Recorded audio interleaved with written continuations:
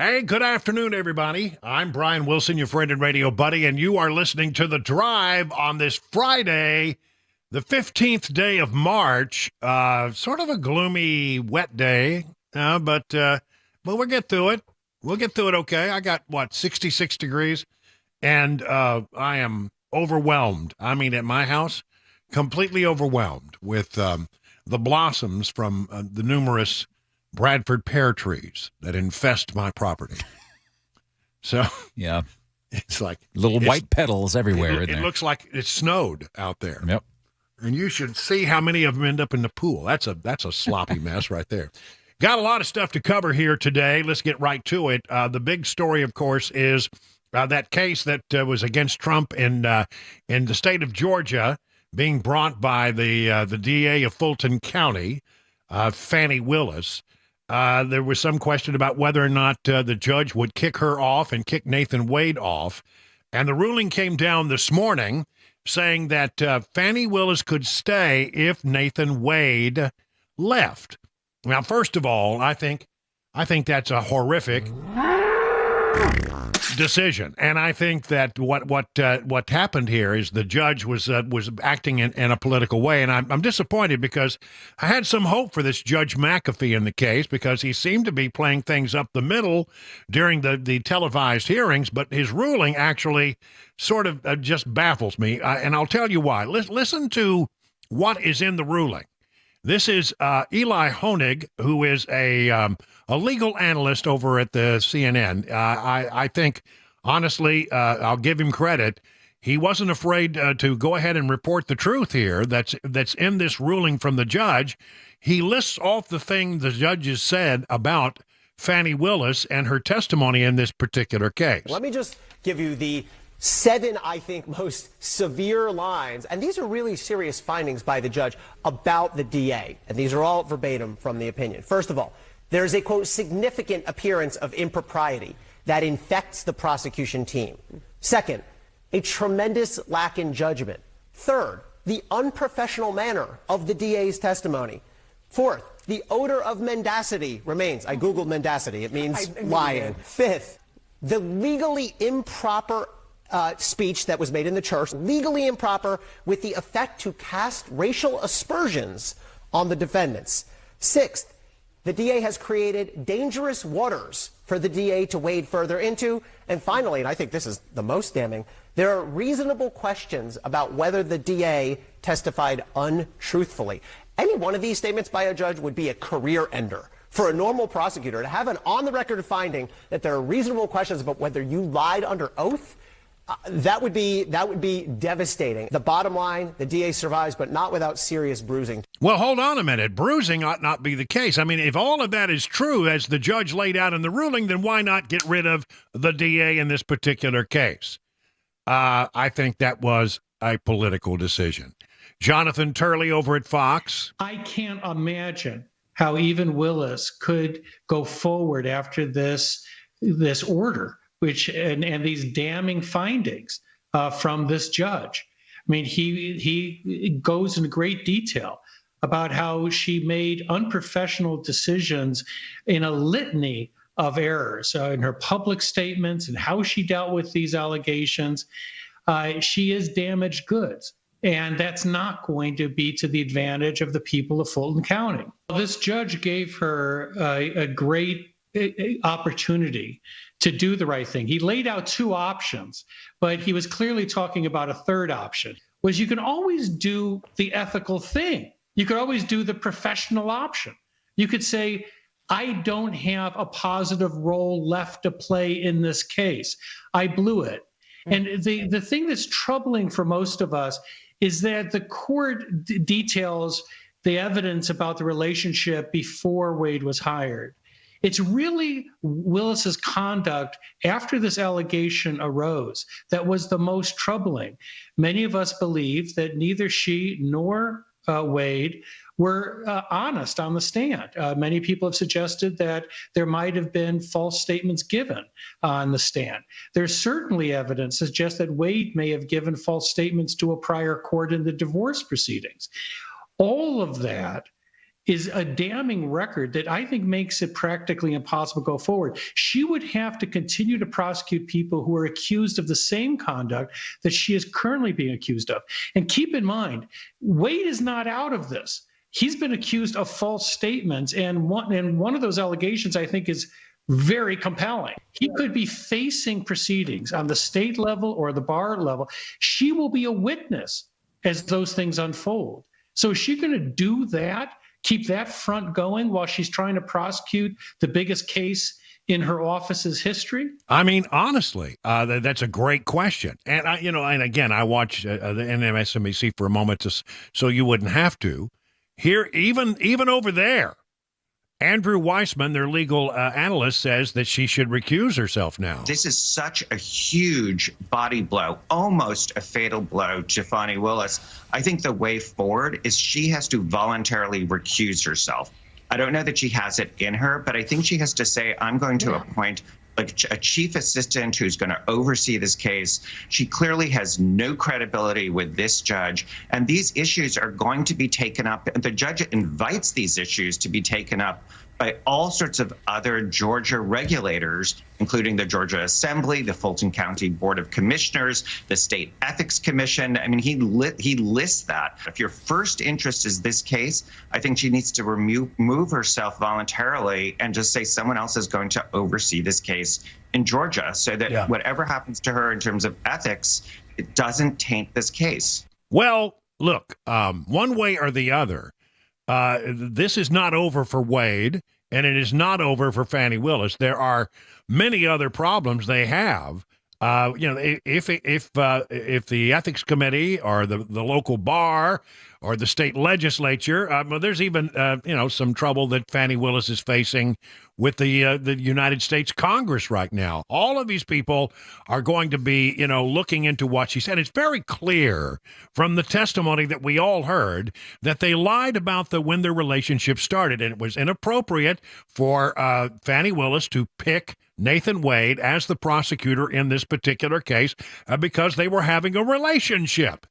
And I think, okay, that the judge was, being sort of Solomon-esque, I suppose, trying to cut the baby in half here and say, look, Wade can go and you can stay. But that doesn't mean that she's out of the woods by a long shot. It also, though, really concerns me because it seems like to me there is so much taint, and I'm going to stick with that word, in the old-fashioned meaning of the word. There's so much taint here that indeed it would seem to me they need to just drop this case. Now, it may come to that.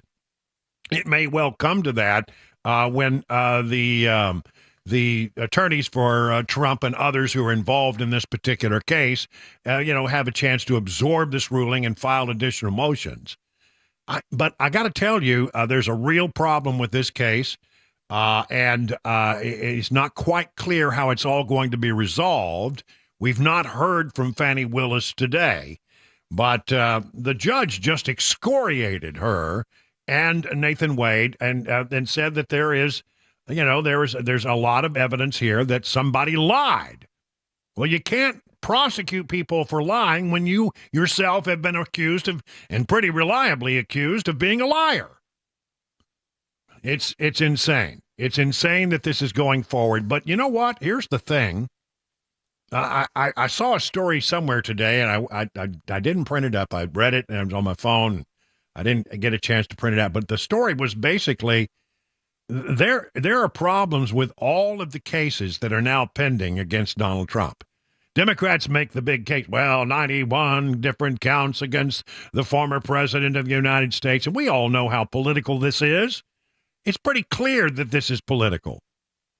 But it may be that there are problems, so many problems with all of these different cases, that when you put them under the scrutiny of close examination, what you find is that there's not a lot of there, and a lot of these cases are crumbling or being pushed back to the point where Trump could be elected president of the United States before any of these cases come to trial. That may well be what happens here. Let me read through a couple of other stories here about this particular case. It says here, The judge, he made a big point of saying that Fani Willis's improper church speech where she used the race card was a really egregious action on her part, and tried to make the case that the reason she was being attacked is because she's black. The judge says that this was inappropriate and said it also reflected poorly and suggested it could have had some impact on the jury's, whenever the jury is seated, the jury's feeling about the defendant, which, in other words, she was trying to infect the jury pool by doing so. Here's a story from thehill.com. Georgia judge scolds Willis in scathing Trump decision. McAfee said Trump's election interference case can proceed with Willis at the helm as long as her once romantic partner, Nathan Wade, steps aside, and he has today. But in the 23-page decision, he went on to criticize the district attorney at multiple turns, both over the romance herself and her public comments, saying that she created an appearance of conflict. Well, if there's an appearance of conflict, she should be removed. Our highest courts, quote, consistently remind us that prosecutors are held to a unique and exacting professional standard in light of their public responsibility and their power. Every newly minted prosecutor should be instilled with the notion that she seeks justice over convictions and that she may strike hard blows but never foul ones. Well, I mean, there you go. Pretty rough. The judge didn't outright call anyone a liar, but did note reasonable questions.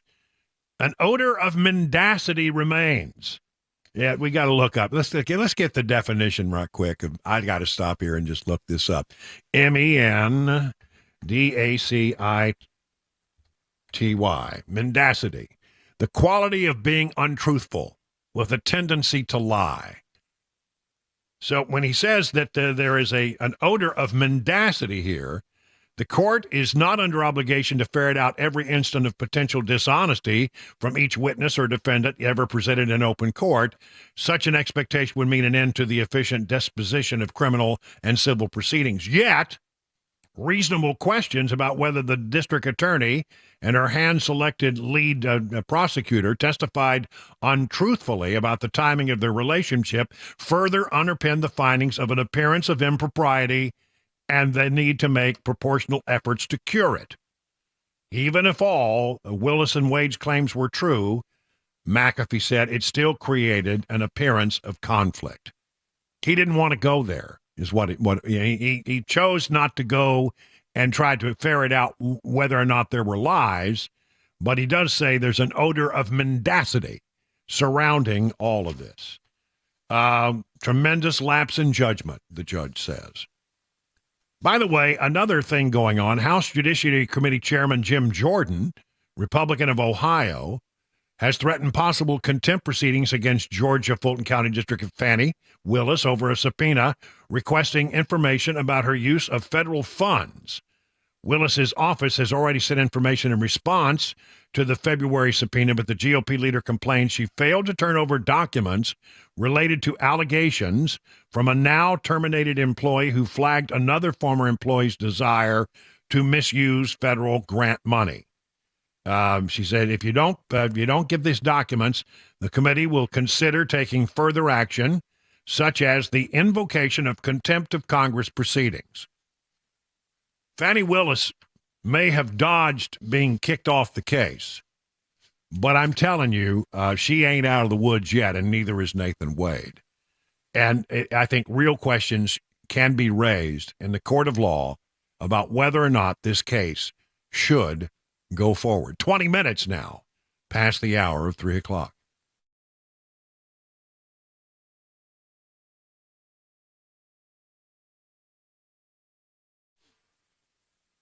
You know, that Johnny Fleeman, he owns the Brass Lanterns and Legends restaurants nearest you, now celebrating 35 years serving Middle Tennessee and surrounding areas. And to celebrate this and to sort of remind you of what they do there, it's good food at a reasonable price. I mean, here, for example, Mondays they serve fresh breaded chicken fingers with fries and coleslaw, only $8.99. That's a bargain. Tuesday, slow-cooked prime rib and a side for $18.99.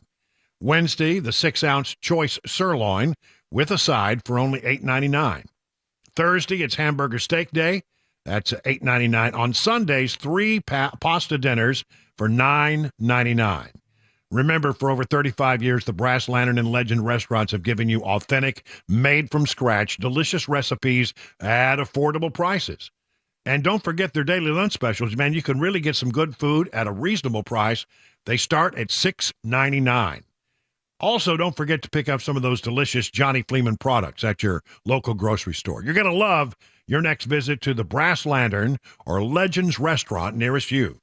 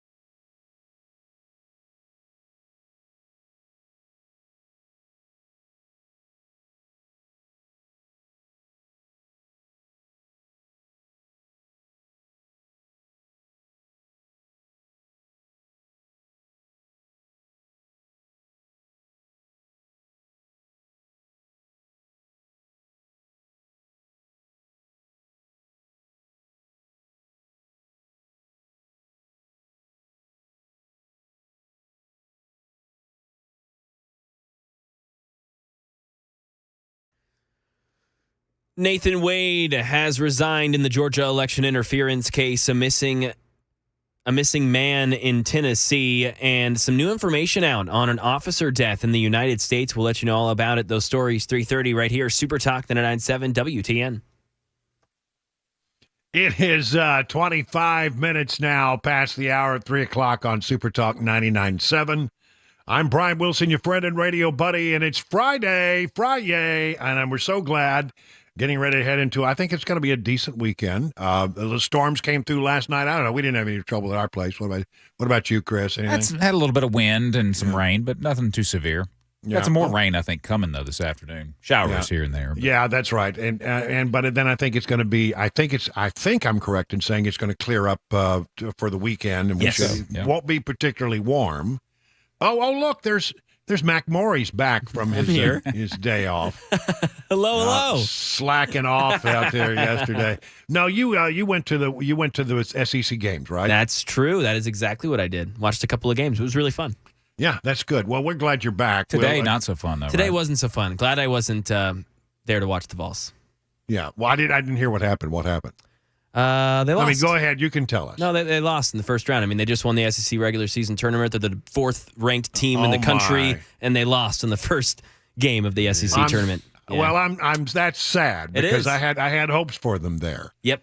Yeah, well, that's really sad. Well, anyway, that's the way it goes. We'll hear more about it in Mac's Wide Wild World. You'll moan and groan Yes. and carry on, and at 5:25, don't want to miss that for sure. As I said here at my house today, it's all about being overwhelmed by the Bradford pear trees, these trash trees that infest my property. I don't know what to do about it, Chris. I found a story here that tells me more about Bradford pears and why it is said that they are not good. It says here, this is from WATE in Knoxville.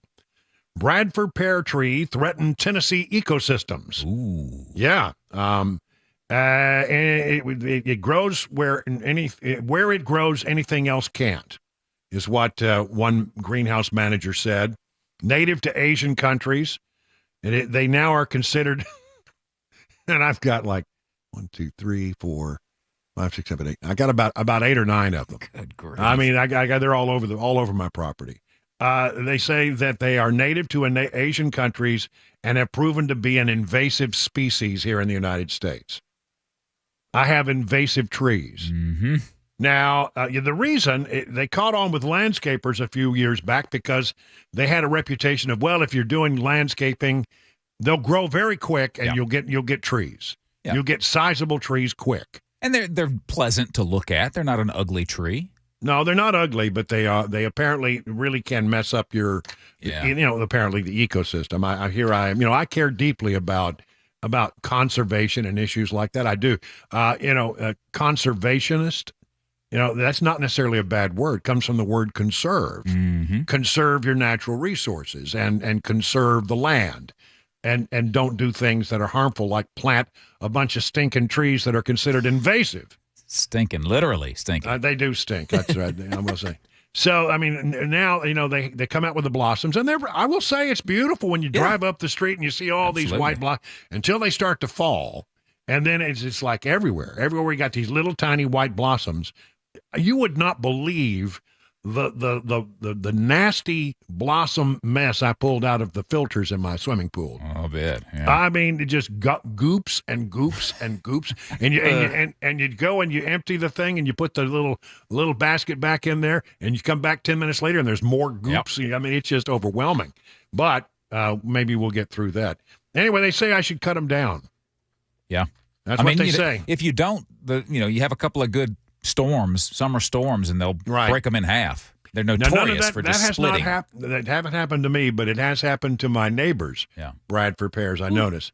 As far as getting rid of Bradford pears go, the best way is just cut them down. Cheapest way, get a chainsaw. Get someone who can use one. That would not be me, not well. Cut that thing down, paint the stump with brush killer, and that should do the trick. But then I would have barren land. I mean, it would be like there would be nothing left, and I got to find the happy. I think I'm going to get rid of some of them. Thin them out a bit. Yeah, well, yeah. One I know is going down because it's starting to rub against the house. It's got to go. But I mean, there's one over at Grogu's Garden, which is it really is. It sounds more lovely than it is. It's just really a place where Grogu goes to poop. But one we call it Grogu's Garden. There's one there. There are 4 that line my driveway. There are, in the cul-de-sac, around the cul-de-sac, there are several. I would say maybe 5 or 6. There's one in my front yard. I mean, I don't know. You're eat up with them, man. Can't get rid of all of them, but they are the bane of my existence. And who knew? I never even heard of Bradford pears until last year. Yeah. All right. Well, I'll continue to think about this, but I may have to get me some people to come out and help me chop some down. Time for the news now. Mac Morey standing by with that.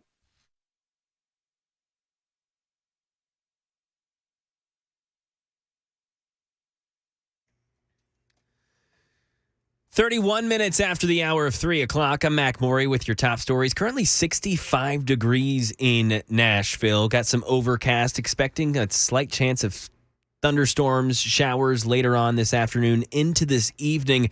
The weekend, though, looking like it could be pretty clear. Maybe not as warm as this week, but not cold either. Weather forecast traffic report coming up in 5 minutes. Lead prosecutor in the Fulton County, Georgia election interference case against former President Trump and his co-defendants, Nathan Wade, has resigned.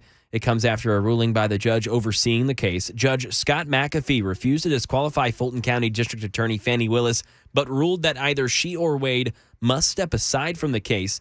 In his resignation letter, Wade writes that he's resigning, quote, in the interest of democracy. John Santucci says an appeal is likely. What I'm told is that an appeal is being very seriously discussed amongst all of the attorneys on this. And really, that shouldn't be too surprising, right? For two reasons. One, it's Donald Trump. If he doesn't like something, he's going to appeal it. But two, look at what is happening in the other cases and what's happening in the Washington, D.C. special counsel case, that being the efforts to overturn the 2020 election. Donald Trump's team has successfully appealed that case twice, now waiting for the U.S. Supreme Court to weigh in. And a missing man in Tennessee. News 2 says that the Tullahoma Police Department is looking for Dylan Peluso. Peluso was reportedly involved in an incident at the Country Club Apartments on North College Street last Thursday. According to the department, Peluso, quote, could be injured and needing medical attention. If you've seen him, you're asked to call police. And some new details on a New Mexico State police officer killed early this morning along a rural stretch of Interstate 40. Alex Stone. New Mexico Governor Michelle Lujan Grisham says state police officer Justin Hare was responding to a call east of Albuquerque near the Texas state line when he was killed. She says she is heartbroken by the loss. The alleged killer was last seen running on a frontage road along Interstate 40. New Mexico State Police say he is armed and dangerous. And that is the latest news. Traffic and weather on the way. I'm Mac Maury, WTN News.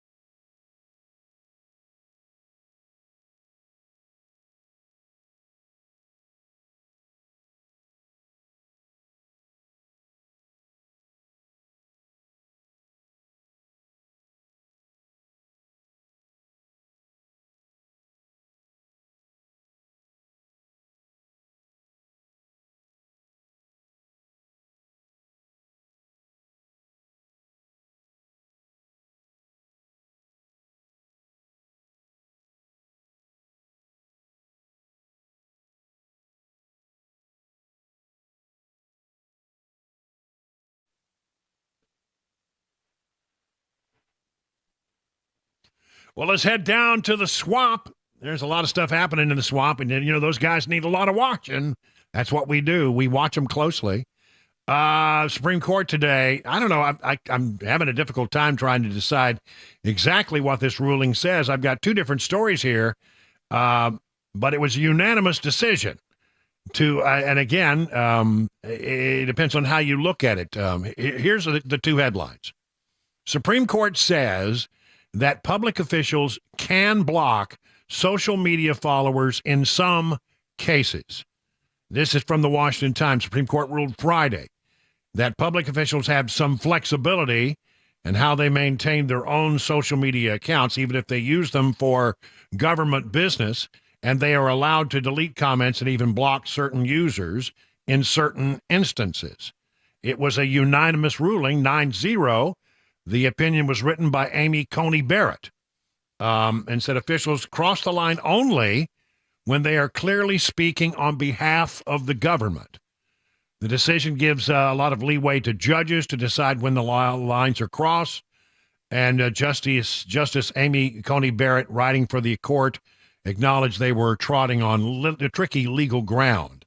She said each case will require careful sorting to see if an official crossed key lines to turn their account or even a specific post on the account into a public forum.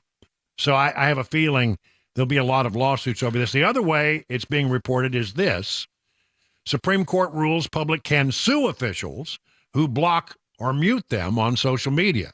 So I think both things are true, but I think it contained in both of them, I think it's going to be a gray area of the law for some time to going forward.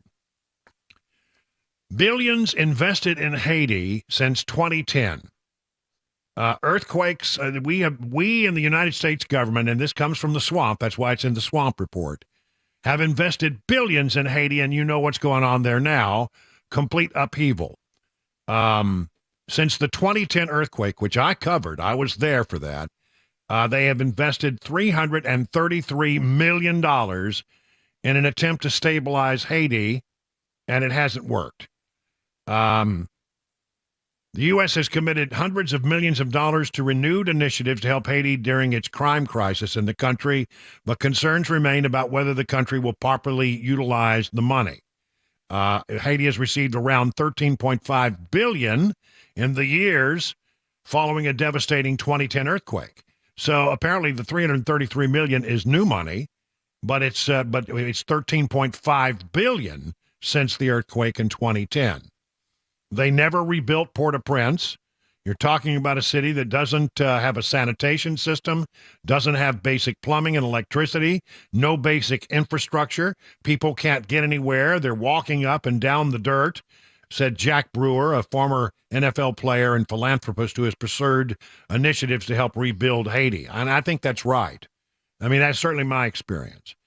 And it's because the government there is so corrupt. That's really what it is. It really is such a corrupt place. But now we're sending another $333 million after spending some $13.5 billion, and it ain't getting any better. What happens to the money? Where's the accounting? Again, I don't know that we should be sending more money. I have a real place in my heart for the people of Haiti, because there are some good people there who suffer under corrupt government and crime in a huge way.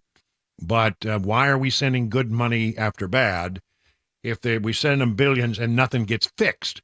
Nothing gets better. Not at all. Not even a little. And then this happened late yesterday. I want to bring it back to you because Bernie Sanders, communist from Vermont, basically he held a hearing yesterday suggesting that what we need in America is a 32-hour work week. Now, I mean, quite frankly, it'd be nice to be off today and have a nice 3-day weekend. I mean, everybody would love that, but it's a non-starter, and it's never going to work. I mean, how in the world could you expect companies to absorb that? Because what they're saying is Bernie Sanders' idea is that companies would pay everybody the same amount for working 1 day less a week. Talk about retail, just for example. So you come in and you work 4 days, Then you got 3 days left. If you have a retail business open on Friday, Saturday, and Sunday, you got to fill 3 days. So, how do you do that? It would increase the cost of labor. It would run many businesses out of business. It's just a disastrous idea, and it would destroy the one thing that Americans have going for them is that we are very productive. Our productivity rates are among the highest in the world. We work hard, and but Sanders gets stopped in the hallway. This is good, by a Fox business reporter, and it went a little something like this. Sanders, can I talk to you about the 32-hour work week? It seems like Fox Business. It seems like Democrats want businesses to be taxed more, pay their workers. Really? Is that what you think? pay their workers. Excuse me. I didn't get to ask a question. Okay, thank you. And he turns and starts to walk away. Hold it. And then he comes back. We held a hearing on a 32-hour work week because what we have seen is that over the last 50 years, despite a huge increase in worker productivity, almost all of the new wealth has gone to the top 1%, while 60% of the people are living paycheck to paycheck. Many of our people are exhausted. We work the longest hours of any people in the industrialized world. I think it's time for a shortened work week. Could I ask you a question about that?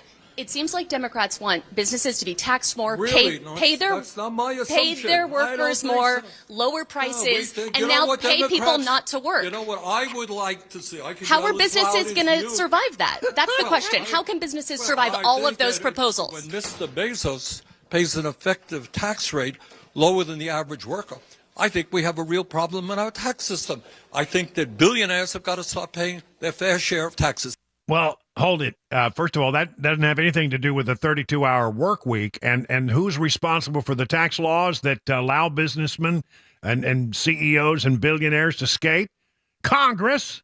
So change that law if you think you're big enough to do it. But, this 32-hour work week is nothing. But, I just can't help but thinking that every time I hear Bernie Sanders, I'm reminded of that cartoon, The Aardvark. He sounds like the Aardvark.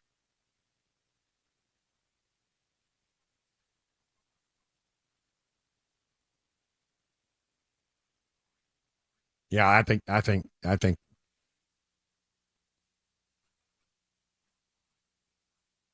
That's exactly. Don't you think? Am I on target? It's pretty close. Yeah, it's pretty close. It's not exactly not right. exact, but it's very close. It's very close. Now I want to take you to the White House today. This is the week. St. Patty's Day is on Sunday, and there's a tradition in Washington, sort of akin to pardoning of the turkey on Thanksgiving, before Thanksgiving, that the president meets with the Irish ambassador, and then he goes to Capitol Hill and has a sort of a breakfast or a luncheon where they are presented a bowl of shamrocks, as I recall. It happens every year. So Biden is wrapping up his meeting with the Irish ambassador there at the White House, and I just want to play this out. He's asked a legitimate question about Chuck Schumer's speech yesterday that suggested that the Israelis need to hold an election and get rid of Benjamin Netanyahu. And he was asked, how do you feel about that? Any comments on Senator Schumer's speech on Israel yesterday? Senator Schumer contacted my staff, my senior staff. He's going to make that speech.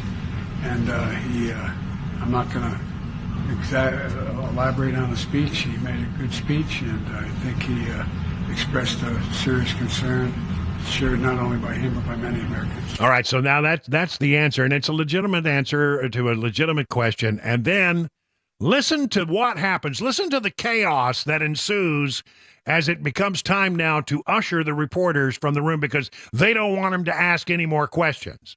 This is about as egregious as I have ever heard.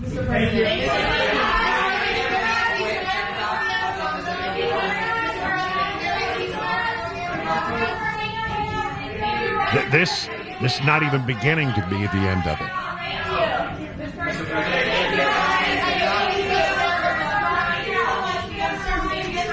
This goes on for about a minute.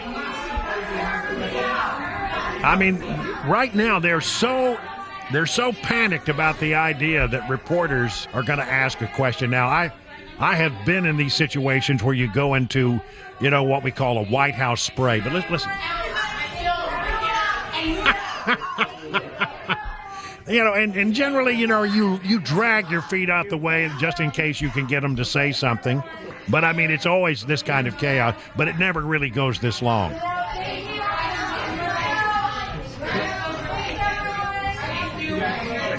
That's how panicked they are about this president now. They're so afraid that something's going to happen where he will be asked a question.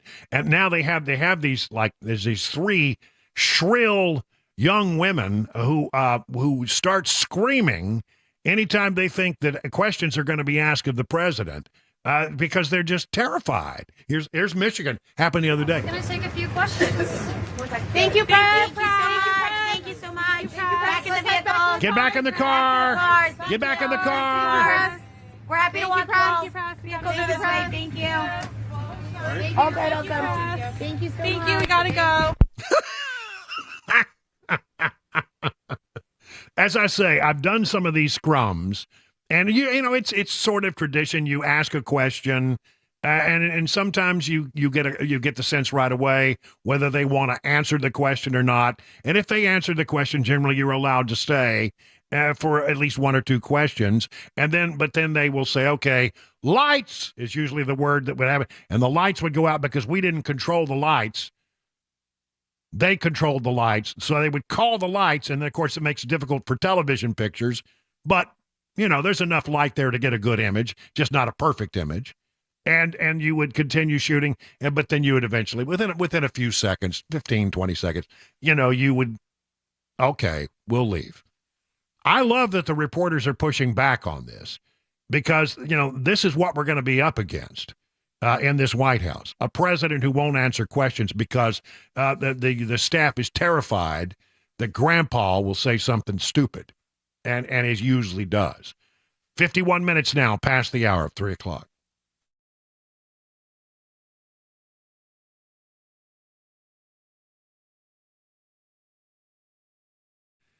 Busy bee, man. Is your air conditioner all set up for the hot coming weather that's coming? It's going to be getting warmer and warmer and warmer. Are you ready? Or as you think maybe your system is not getting it done? Well, if you wake up and you feel like it's not working, well, just call the number I would call. You remember it, 775-7833. They'll buzz right over to your house, and they'll get you back up and running. But I just want to say, these systems are not meant to last forever.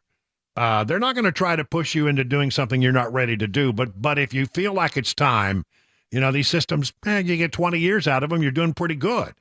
And if it's time to get a new one, you're not going to find a better offer than you'll get at Busy Bee. I'm pretty sure about that. Now, the one way you keep them running longer is you do a lot of preventive maintenance. And that is what the Beehive Club is all about. To be a member of the Beehive Club, it starts at $99. You'll get maintenance services across the year, one aimed at heating, one aimed at cooling, one aimed at plumbing. No overtime charges, 24/7, 10% off all repairs. Busy Bee Plumbing, Heating, and Cooling is your official Rude Pro partner. For satisfaction guaranteed, call Busy Bee Plumbing, Heating, and Cooling, 615-775-7833, online at busybehvac.com.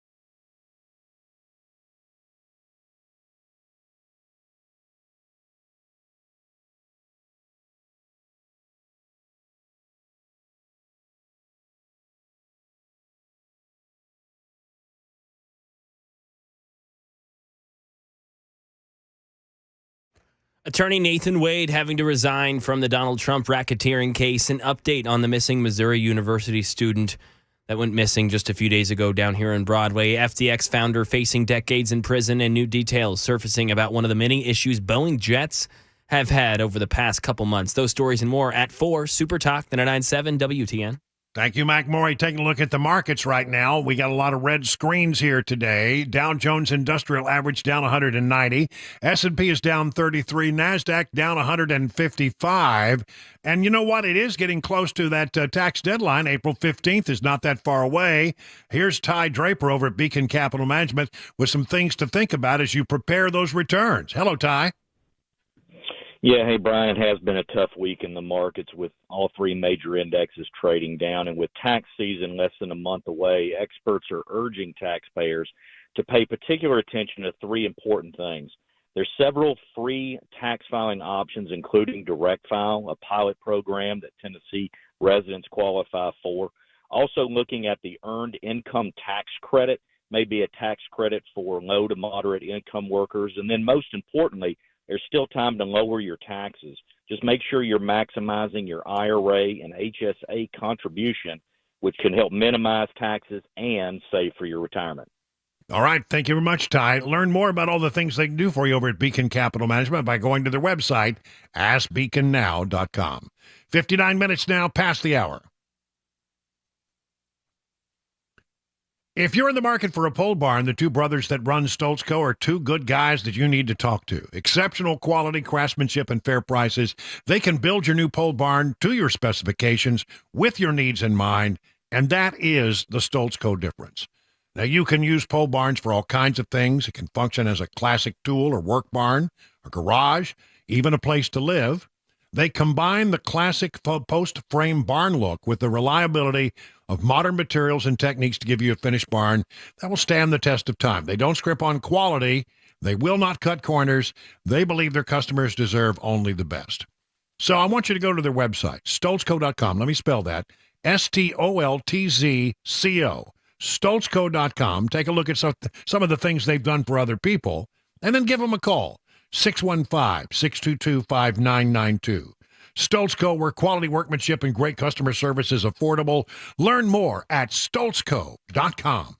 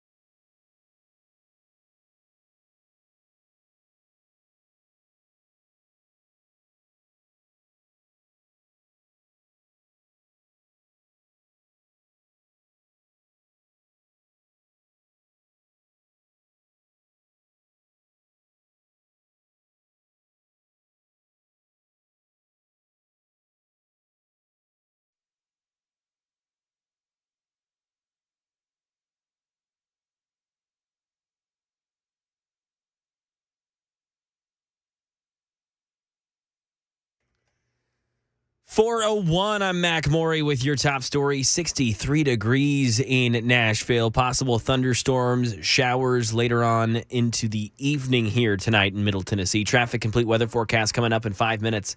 The attorney who had a relationship with Fulton County DA Fani Willis is stepping down from his role in prosecuting the Trump racketeering case following a judge's ruling today. Stephen Portnoy. The resignation was a response to an ultimatum from Judge Scott McAfee, who said the DA and her team member appear to have testified untruthfully about the timing of their relationship.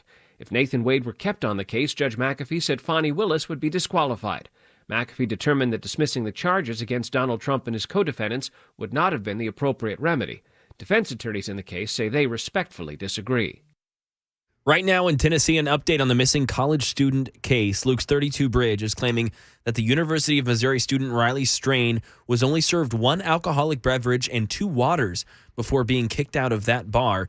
22-year-old Strain was here for a non-school sanctioned fraternity trip before being seen stumbling around downtown and disappearing on March 8th. He wasn't reported missing until 16 hours after he actually went missing. Law enforcement has been focused on their search efforts down in the Cumberland River near where his phone last pinged off of a cell tower. This all comes after the Tennessee Alcoholic Beverage Commission was investigating whether Strain was overserved. And prosecutors recommending convicted FTX founder Sam Bankman-Fried spend decades in prison. Dave Packer. Prosecutors say the more than $8 billion of customer money that Sam Bankman-Fried misappropriated through his crypto company puts this crime in a class of cases that can be counted on one hand. They're asking he spend between 40 and 50 years in prison. Defense attorneys asked for less than 6 years so that Bankman-Fried could, quote, lead a meaningful life and contribute to the neediest in society. But prosecutors saying Bankman-Fried already had a chance to lead that life, but instead exhibited greed and hubris and gambled repeatedly with other people's money.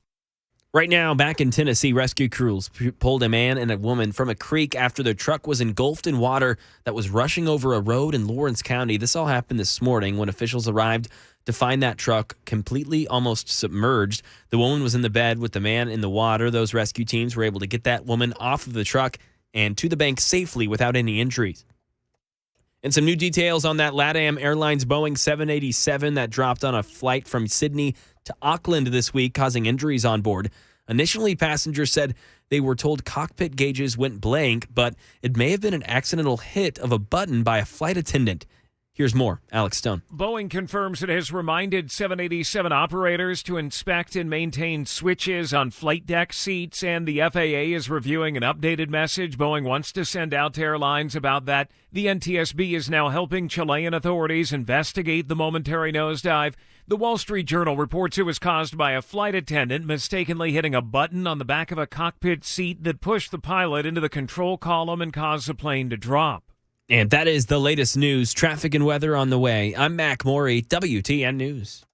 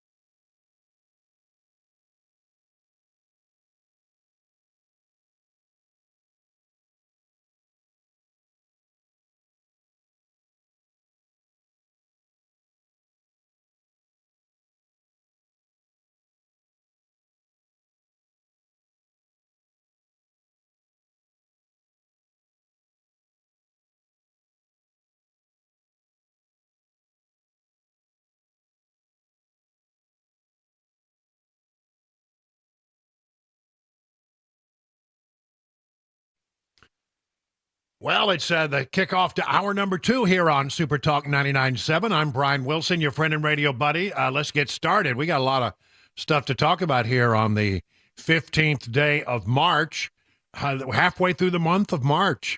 Payday for some people. That's good.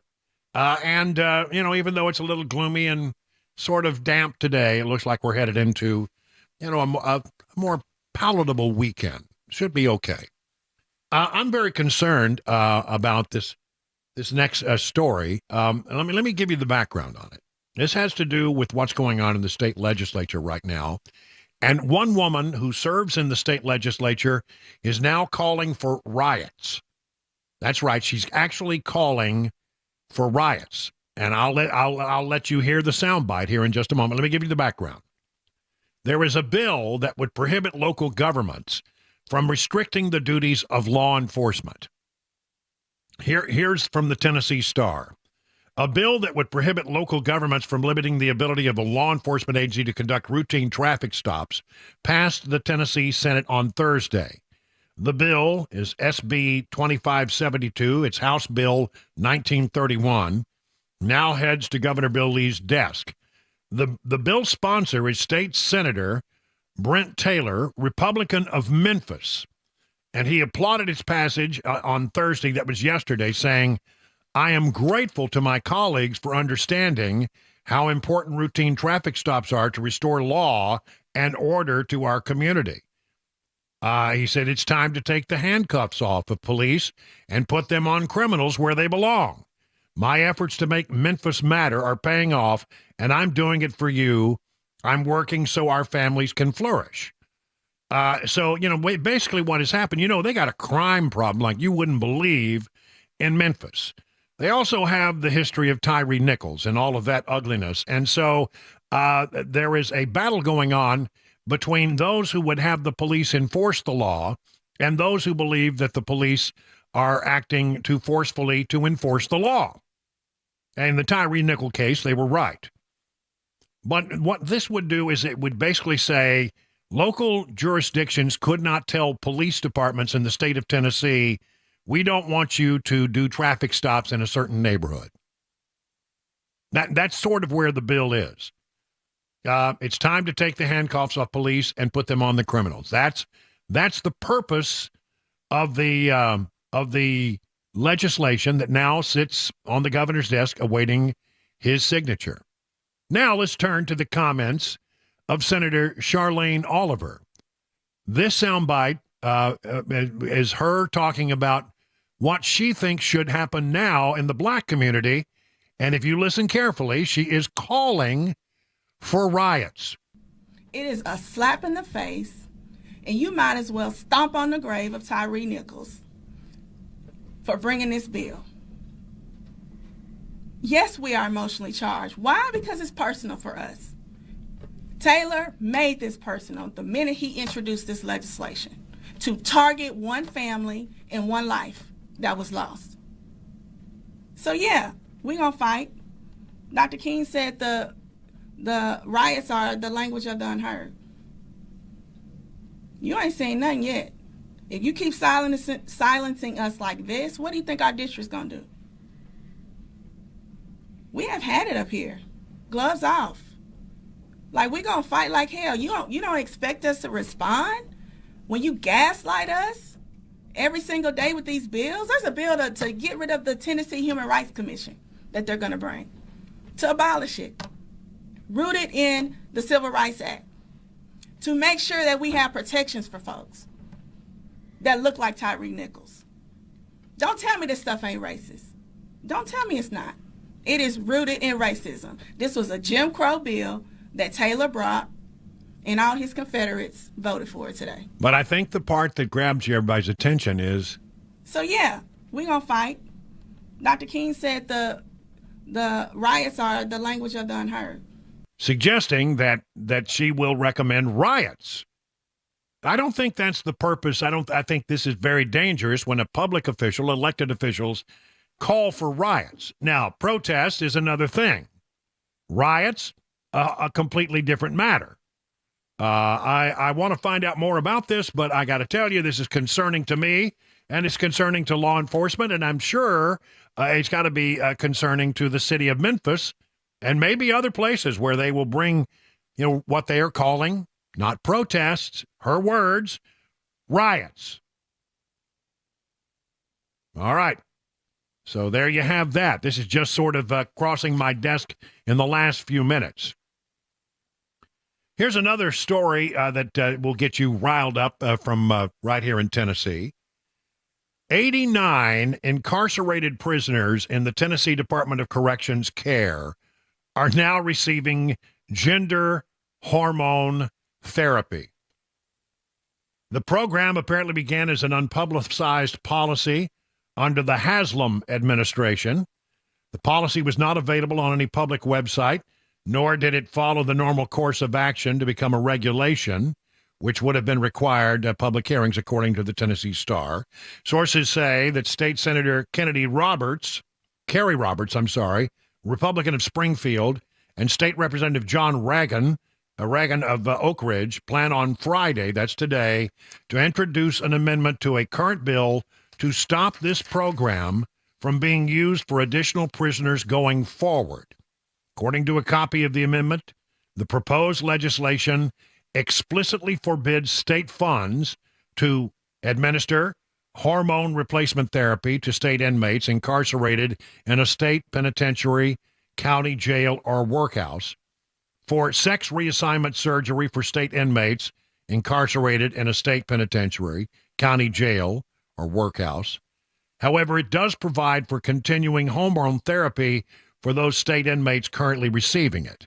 Seems like, well, you wouldn't want to stop that in mid-treatment. I can sort of understand that. The measure also allows, in certain circumstances, the administration of psychotropic medication to state inmates incarcerated in a state penitentiary, county jail, or workhouse, if deemed necessary by a trained medical personnel. Who knew that state prisoners at taxpayer expense were going through gender hormone therapy? 89 incarcerated prisoners.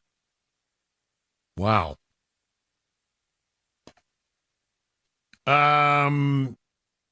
There is this, 2 arrested. Let me talk about the crime in the state of Tennessee and drugs. They've had some big busts of late.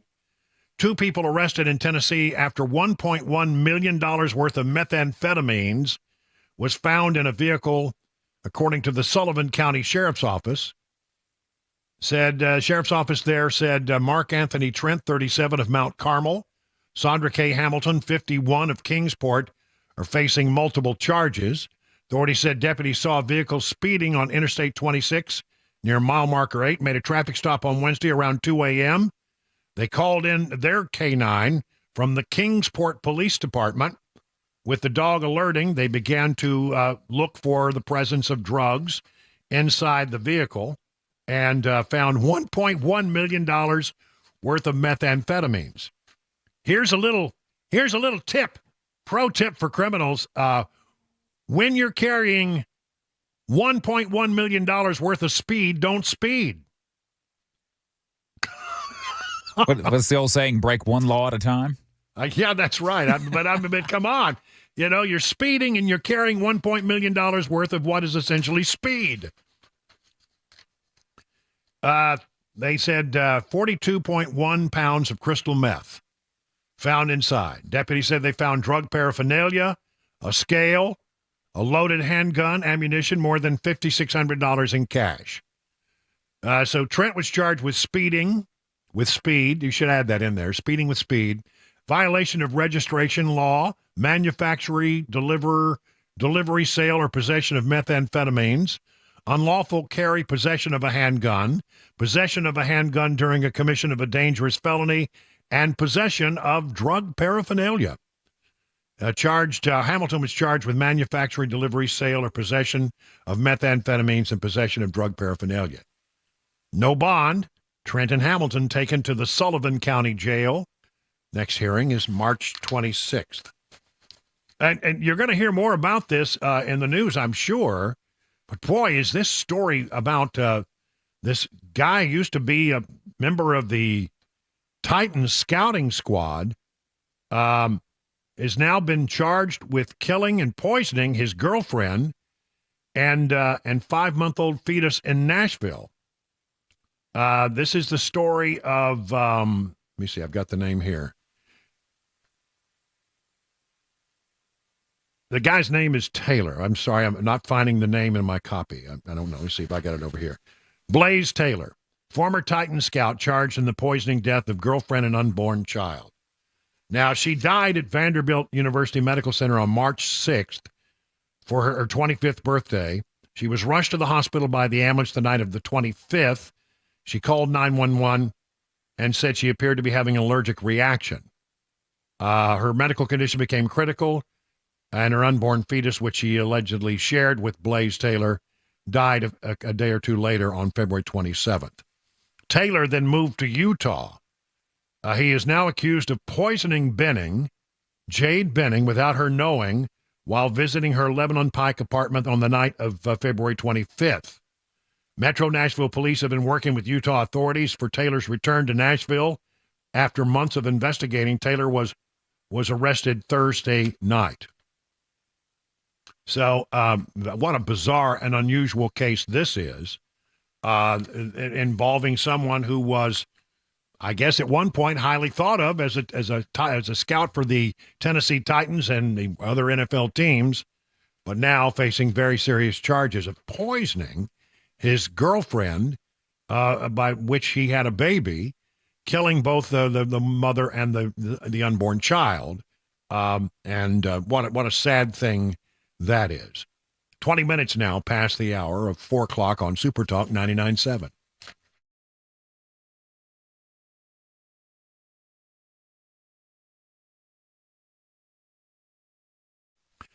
Grace Point Healthcare is the standard for affordable, comprehensive, and convenient medicine. How? Well, as a direct pay provider, your healthcare is delivered without the red tape of insurers' guidelines. Smart Care plans, and you should think about this, make it even more affordable. They start at $69 a month. You get free office visits and basic labs for the entire year. Grace Point identifies and treats the root causes of conditions, not just the symptoms, through a comprehensive functional approach, and by seeing you the same or next day, you're treated at your convenience. Grace Point Healthcare is affordable, comprehensive, and convenient medicine delivered the old-fashioned way. And if you don't know, they're on Main Street in Franklin, 599-6868. That's 599-6868 to set up your appointment.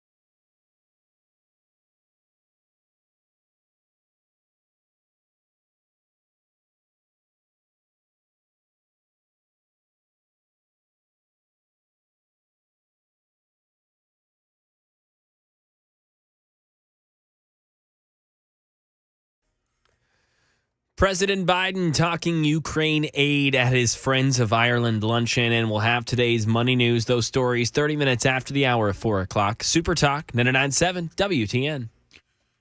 It is 25 minutes now past the hour of 4 o'clock on Super Talk 99.7. I got all kinds of border news. Some of it has to do with our own local. I mean, we got stories here that are border related, but they're local. I mean, what do they say? Every town's becoming a border town? Well, I think that's entirely true. This one has been floating around for the last day or so.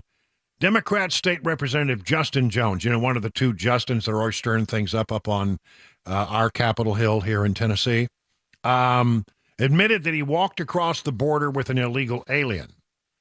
And he did so on the floor of the House. Here it is, Justin Jones saying so. Let's go to the border together and let's go meet some of these folks. Let's meet people like Javier, who walked through the Darien Gap coming from Venezuela, who I walked with across the border, and who was a local government official who was calling out corruption in his government and is now fleeing for his lives. Well, so he's there. He walked across the border with someone who was an illegal immigrant. Was he aiding and abetting that person? I don't know. If you're just walking alongside, are you aiding somebody? Did he help him carry his stuff? I don't know. Did he violate any laws by not going through a border checkpoint, being an American citizen, crossing back into the United States? I'm not an immigration lawyer, but my initial and very limited research suggests that that's not a violation of law either. But is it the right thing to do? No, I don't think so at all. Here's another story on it. Comes from the Tennessean. He visited the U.S. border with Mexico on a humanitarian trip, he said, where he met asylum seekers, aid workers, helped distribute relief, and met with U.S. Border Patrol officers to get a better understanding of the situation. And then he walked back across after briefly visiting Reynosa, Mexico. He walked back across, as you heard him say, into the United States. Again, I'm not a legal expert on this stuff, but I don't know that there's a violation of law. Certainly, though, it seems like you are endorsing illegal behavior. And that to me, is not a wise course of action. Tennessee House advances a bill requiring local officers to aid U.S. immigration authorities. This is from Fox 17. The Republican-led Tennessee House advanced a proposal yesterday that would require law enforcement agencies in the state to communicate with federal immigration authorities if they discover people are in the country illegally, and would broadly mandate cooperation in the process of identifying, catching, detaining, and deporting them. The House vote coincides with other efforts in other Republican-led states to inject more state and local involvement in the immigration enforcement while criticizing President Joe Biden's border policies. The Texas includes a Texas law which allows authorities in that state to arrest migrants who enter the United States illegally. President Biden's administration has delivered this pain to our doorstep, said Tennessee Republican Representative Chris Todd of Madison County during the debate on Thursday. Basically, what this law will do, it's a bill now, becomes a law that it would require basically that Nashville, Memphis, Chattanooga, the major cities where this is, where you have more liberal forms of government, cannot basically be sanctuary cities. They must, if they encounter them, they must notify immigration authorities. More on this whole thing with regard to the flights into this country. Where they're now saying 43 cities across the nation, the Biden administration was allowing people to fly into the country. It now seems as if the flights were on their nickel. In other words, the government did not pay for the flights, but they authorized the flights into this country directly from outside the nation's, without our national borders. They said to people in, let's say, like Venezuela, if you check in on this app, we'll approve your flight into America, and you don't have to make the trip down to the border.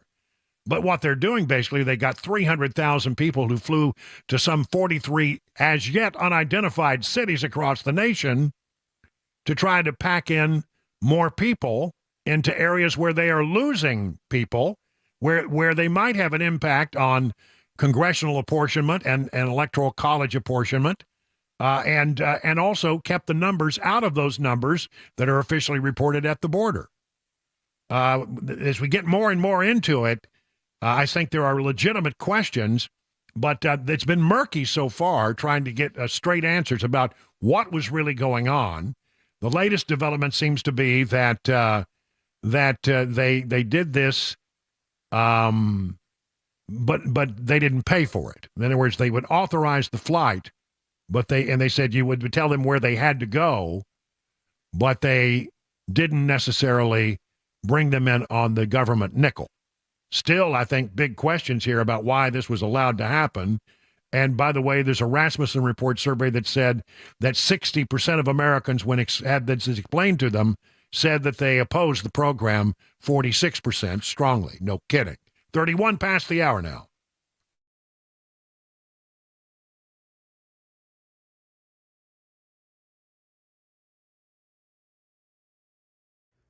.431, I'm Mac Maury with your top stories. Right now, 63 degrees, a cloudy, overcast day in the mid-state. Expecting some possible thunderstorms later on this evening. Forecast traffic report just ahead in 5 minutes.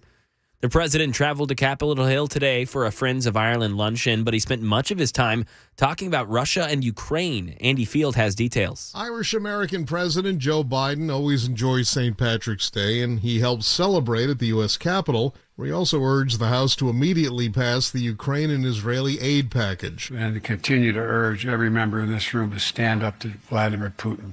He's a thug. House Speaker Mike Johnson has softened his opposition to the Ukraine-Israeli standalone funding after insisting that they first pass a strong southern border bill. And Johnson still has not allowed the Senate-passed bill to get a vote in his chamber. Now over to some money news. Daria Albinger. Stocks closed lower to end the week. The Dow fell 191 points, the Nasdaq gave up 155, and the S&P closed down 34. We're feeling a little less confident about the economy, but we still think things are going to improve. The University of Michigan's Consumer Sentiment Index slipped to 76.5 in March. That's just below February's 76.9. Sentiment is about halfway from its all-time low, which was reached in June of 2022 when inflation peaked to its pre-pandemic averages. The economy is also expected to be a key issue in the presidential election. McDonald's has apologized for a global tech outage which closed some restaurants for hours. Businesses across the country preparing for the April 8th total solar eclipse, from hotels and resorts offering special packages to airlines selling seats on eclipse viewing flights. You'll also find some eclipse-themed items, from beer and donuts to earrings and baby onesies. And that is the latest news. Traffic and weather on the way. I'm Mac Maury, WTN News.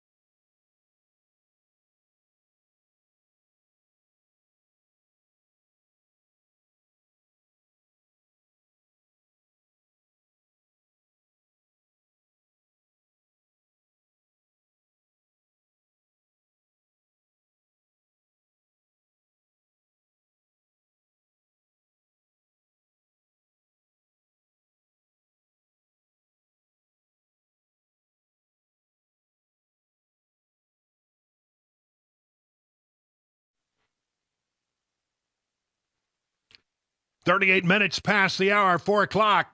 Brian Wilson, your friend and radio buddy. And since it's Friday, you know what we do at this time on Friday? Yes, you know. It's time for the ever-popular Phone Your Farb Friday.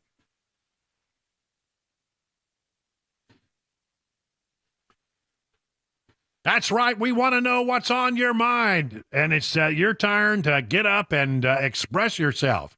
I mean, maybe you have a bee in your bonnet. Maybe you have a bug in a place. Well, hold on. I got a bee in the bonnet, burr under your saddle, a bug in a place where you don't want to have a bug. 615-737-9986. If you can't remember those numbers, it's 615-737-WWTN. Climb up on our 100,000 watt soapbox and express yourself. Let us know what's on your mind. Get it off your chest. You'll feel better. Now, it's not really a competition, and please no wagering, but we do like to compare the 4 o'clock hours to the 5 o'clock hours when we do this again. So bring your best stuff, 4 o'clock hour.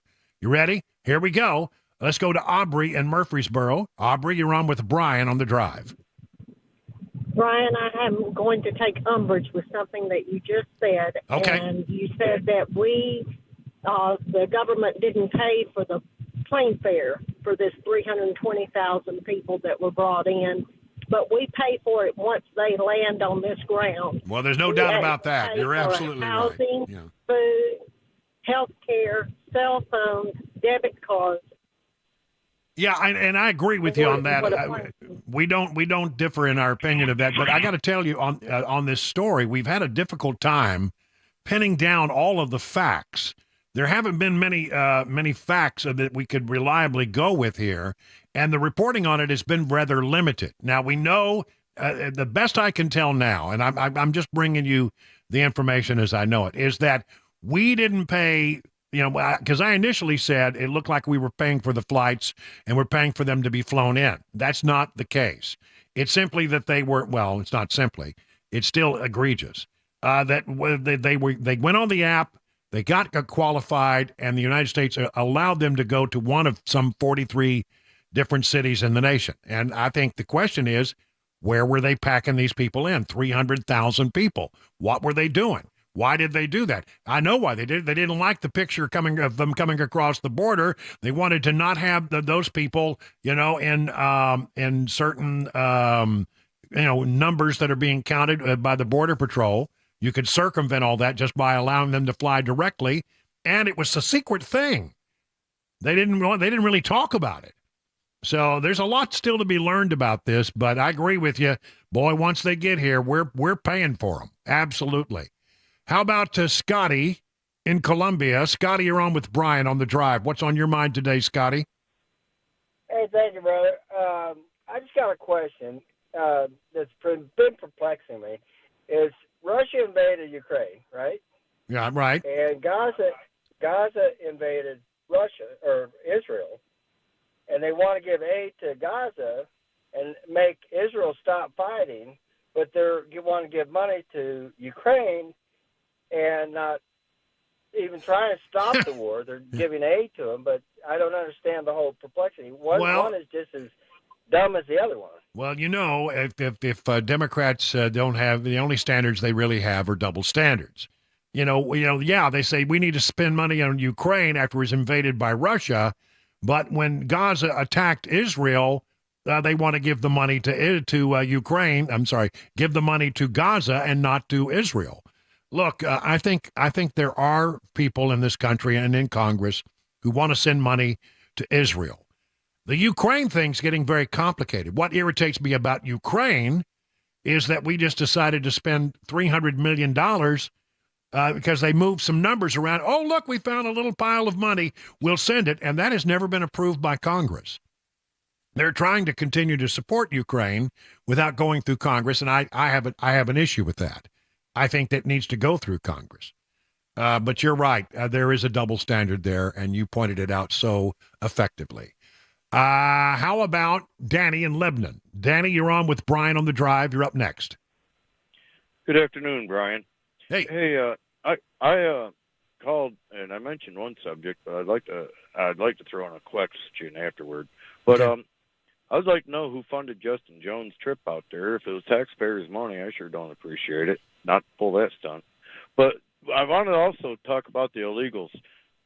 Obviously, there's been an outbreak of the measles up there in Detroit. Now, I'm wondering what other diseases they're bringing across with them from these third world countries. Are we going to get this?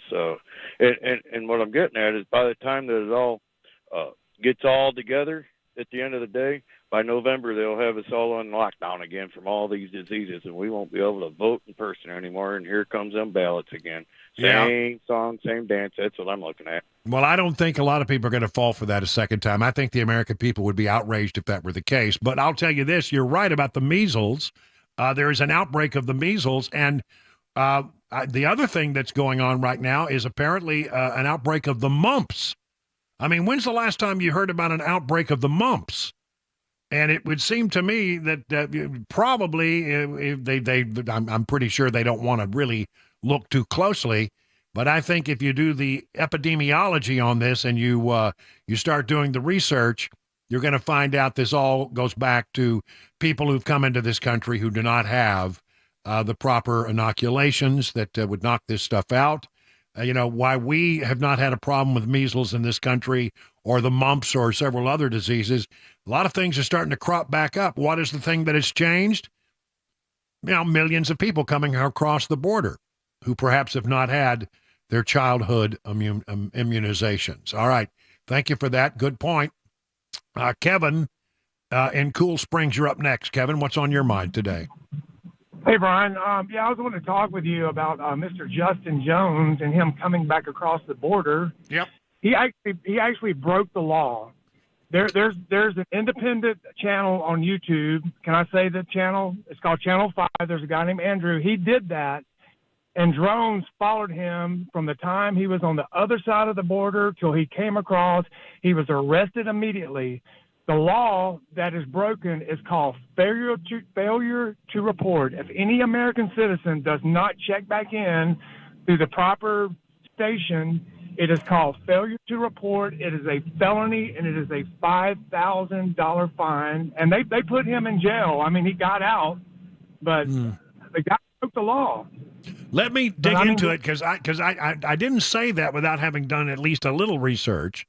And the initial research that I had said if you're an American citizen and you can prove it, you come back across the border but you didn't go through a checkpoint, that's not a violation of the law. But you may be right.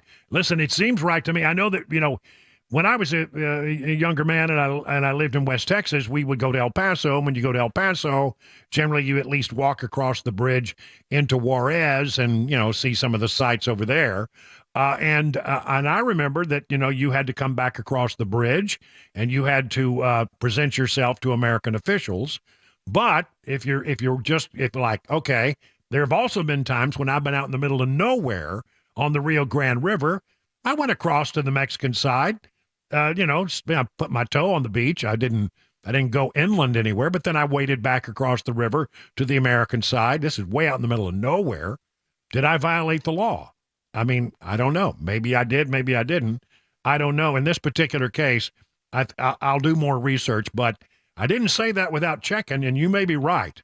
Let me do more research on it, but thank you for bringing that to my attention. I greatly appreciate it. John in Murfreesboro, you're up next. John, what's on your mind today? Yeah, hey, Brian. This thing with all the Democrats and Bernie Sanders and all them saying, oh, they're going to tax the rich. They're going to tax the rich. Well, rich people are rich for a reason. And if I'm a billionaire and I get a $400 million tax bill from the government, do you really think I'm going to go take that out of my savings account? I'm going to fire people. I'm going to lay people off. I'm going to raise the prices on my products. That $4 million is coming back out of the hide of the workers. And I just don't understand how these supposedly intelligent people don't understand that, or are they just gaslighting us? No, they know better. I mean, but Bernie Sanders, his real thing is he just hates successful rich people. And he complains, well, they're not paying their taxes. They're not paying their taxes. Well, they're paying taxes, millions and millions of dollars worth of taxes, just not enough taxes to suit Bernie Sanders. And let me tell you, if there are shelters, if there are ways that you can legally, I mean, look, I'm telling you, I'm about to go do my taxes here in a few days, and I'm looking for every legal deduction I have. They do the same. And they take advantage of the what's written into the tax code.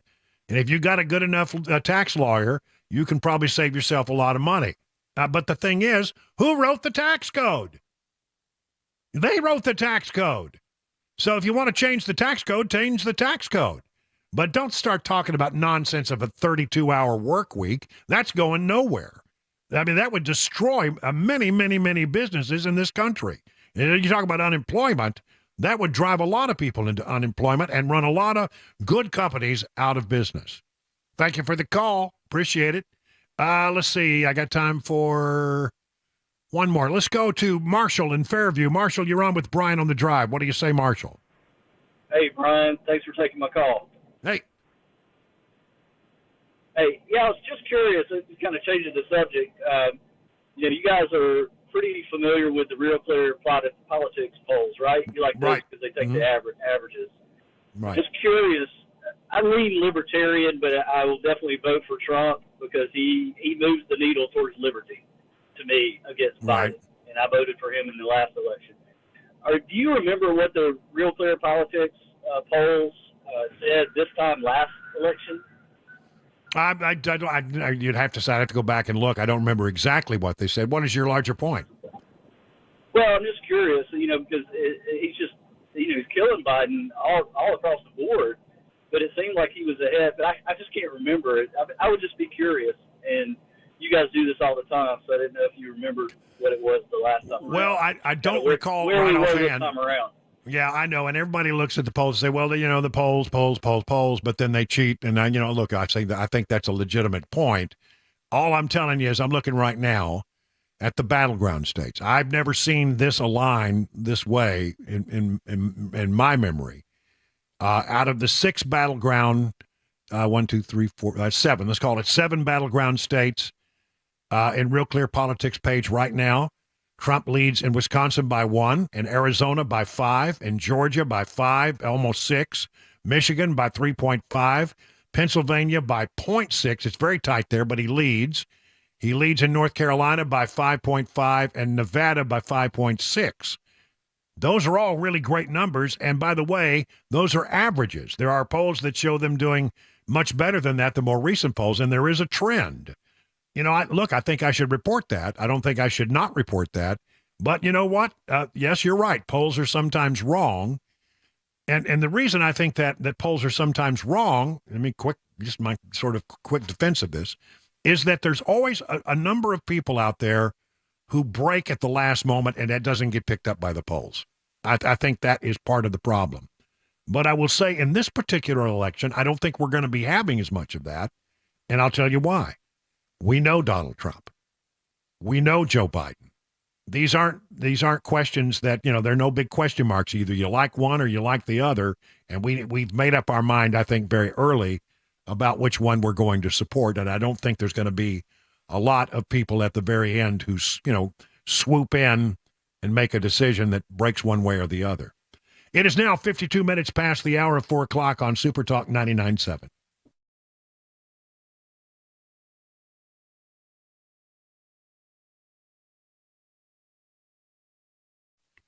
Hey, listen up to this. You've heard me talk about my friends at Nashville Golden Coin. They are about to relocate to a new office space and are in the process of reducing inventory by offering silver coins and bars at their lowest price ever. Maybe you've seen that gold and silver prices are going up right now. Well, this may be your best opportunity to get on the front of a run at super low premiums. They've got your generic silver rounds and bars offered as low as $150 over the spot price.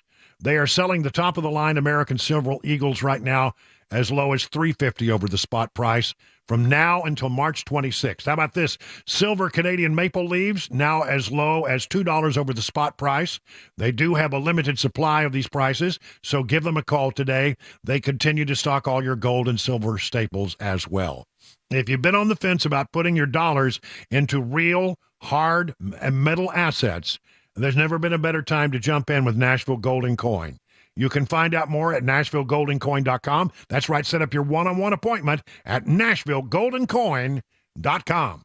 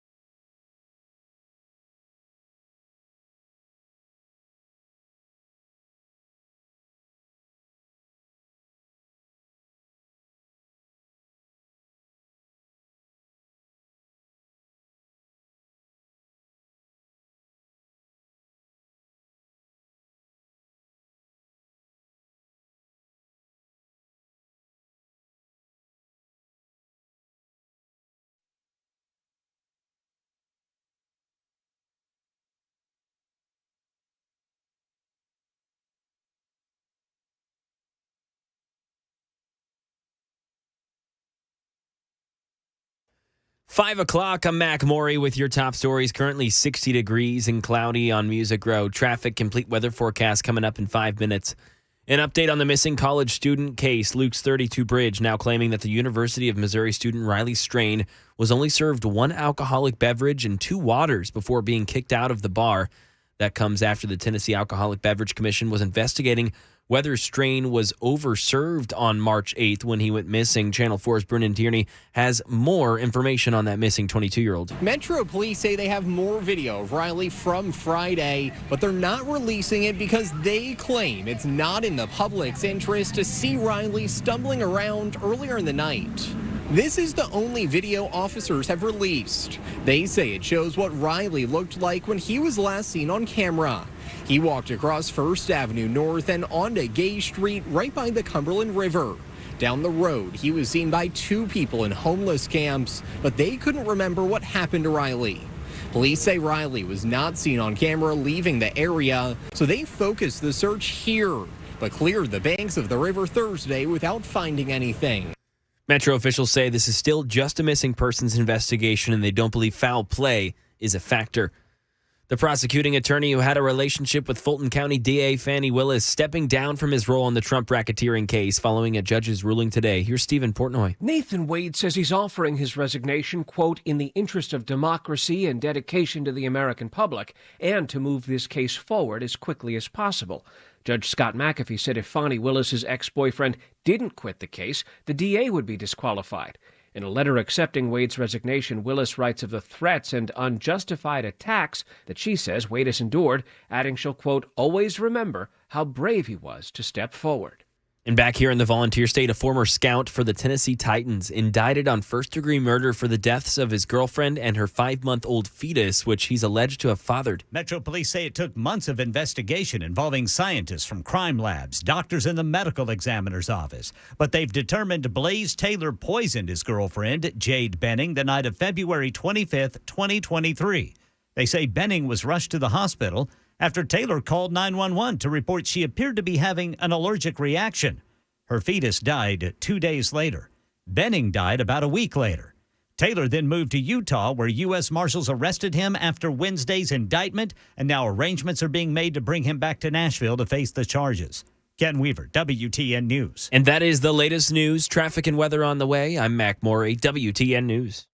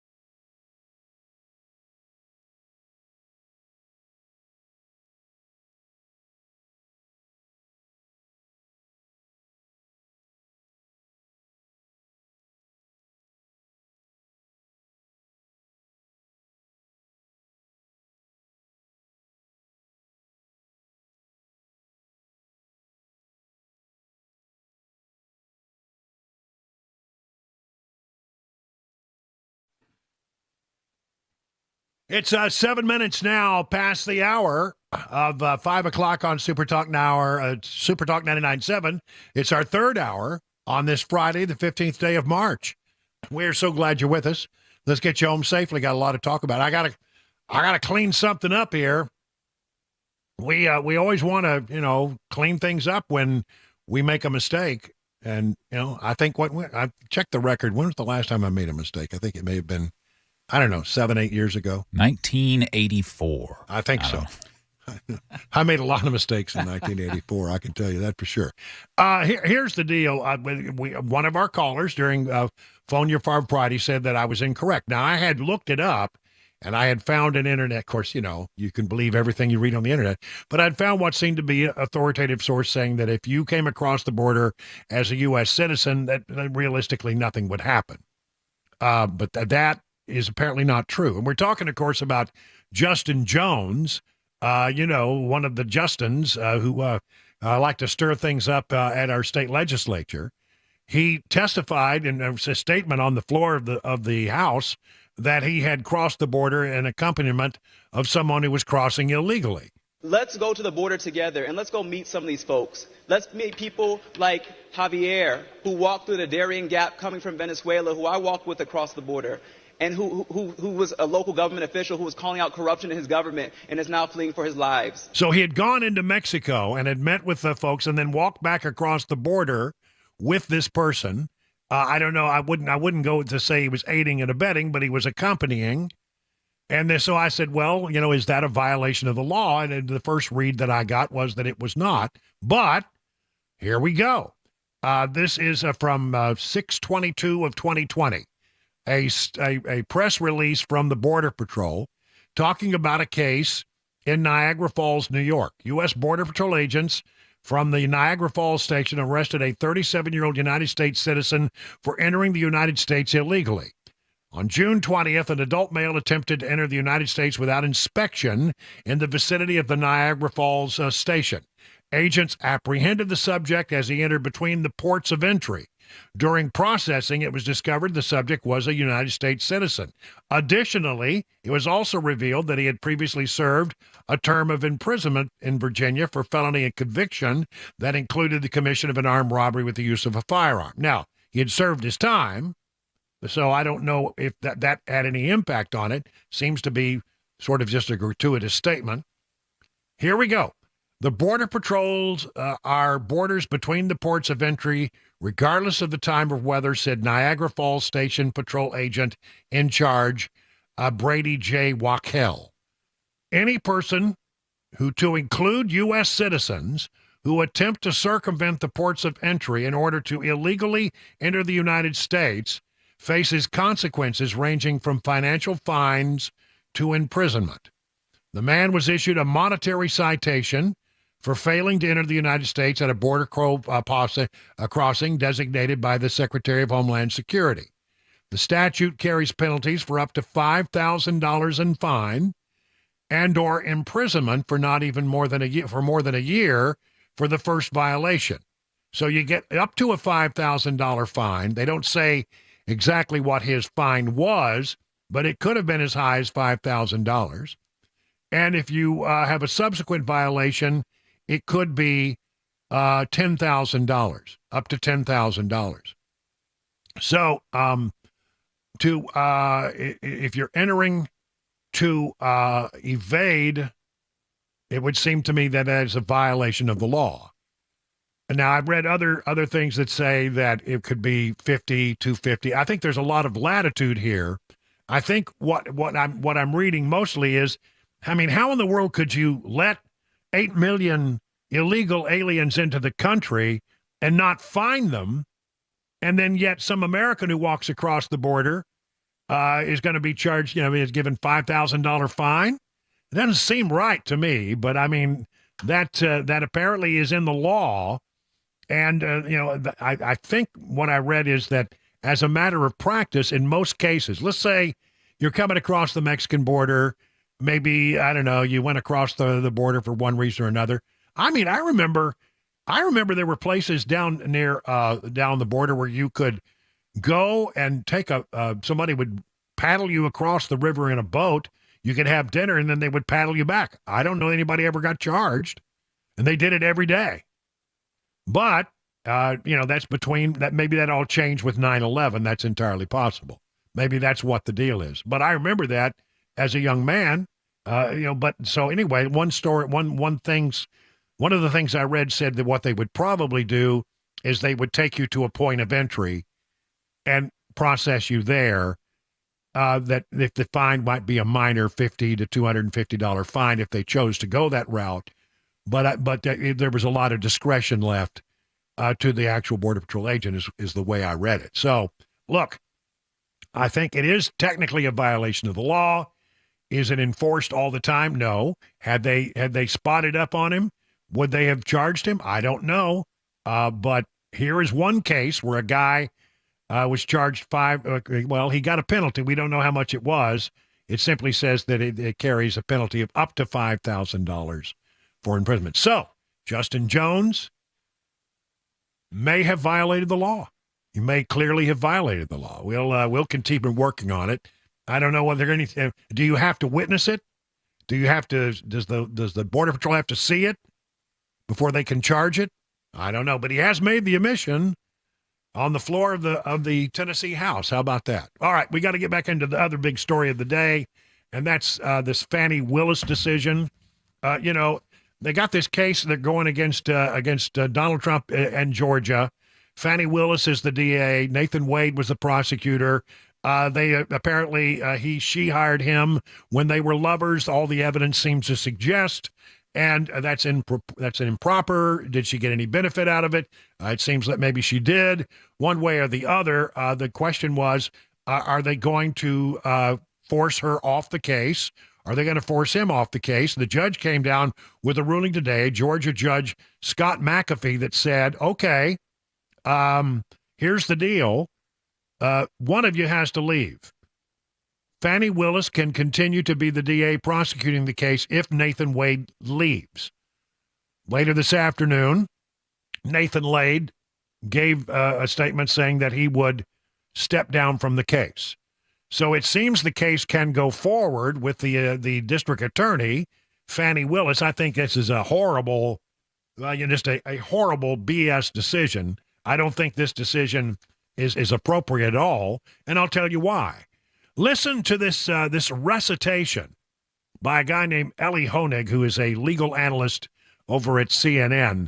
He lays out all the things that the judge said in his ruling, which raise real questions about the ethical performance of the district attorney, Fane Willis. Let me just give you the 7, I think, most severe lines, and these are really serious findings by the judge about the DA, and these are all verbatim from the opinion. First of all, there's a, quote, significant appearance of impropriety that infects the prosecution team.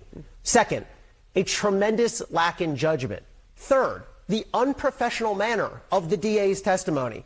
Fourth, the odor of mendacity remains. I Googled mendacity. It means lying. Fifth, the legally improper speech that was made in the church, legally improper with the effect to cast racial aspersions on the defendants.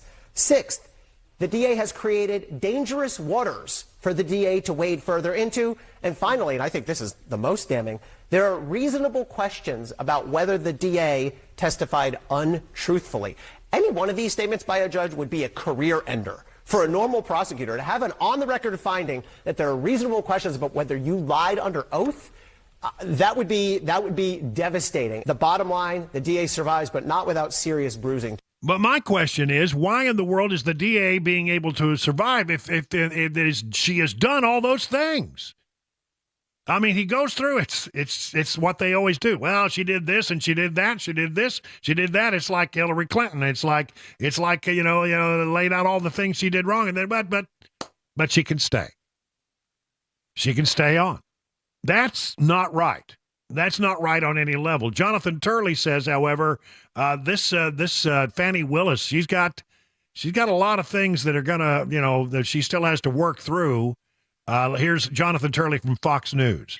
I can't imagine how even Willis could go forward after this order, and these damning findings from this judge. I mean, he goes into great detail about how she made unprofessional decisions in a litany of errors in her public statements and how she dealt with these allegations. She is damaged goods, and that's not going to be to the advantage of the people of Fulton County. This judge gave her a great opportunity to do the right thing. He laid out two options, but he was clearly talking about a third option, was you can always do the ethical thing. You could always do the professional option. You could say, I don't have a positive role left to play in this case. I blew it. And the thing that's troubling for most of us is that the court details the evidence about the relationship before Wade was hired. It's really Willis's conduct after this allegation arose that was the most troubling. Many of us believe that neither she nor Wade were honest on the stand. Many people have suggested that there might have been false statements given on the stand. There's certainly evidence that suggests that Wade may have given false statements to a prior court in the divorce proceedings. All of that is a damning record that I think makes it practically impossible to go forward. She would have to continue to prosecute people who are accused of the same conduct that she is currently being accused of. And keep in mind, Wade is not out of this. He's been accused of false statements, and one of those allegations I think is very compelling. He could be facing proceedings on the state level or the bar level. She will be a witness as those things unfold. So is she going to do that? Keep that front going while she's trying to prosecute the biggest case in her office's history? Well, she shouldn't. There's no doubt about that. But you've seen her testify.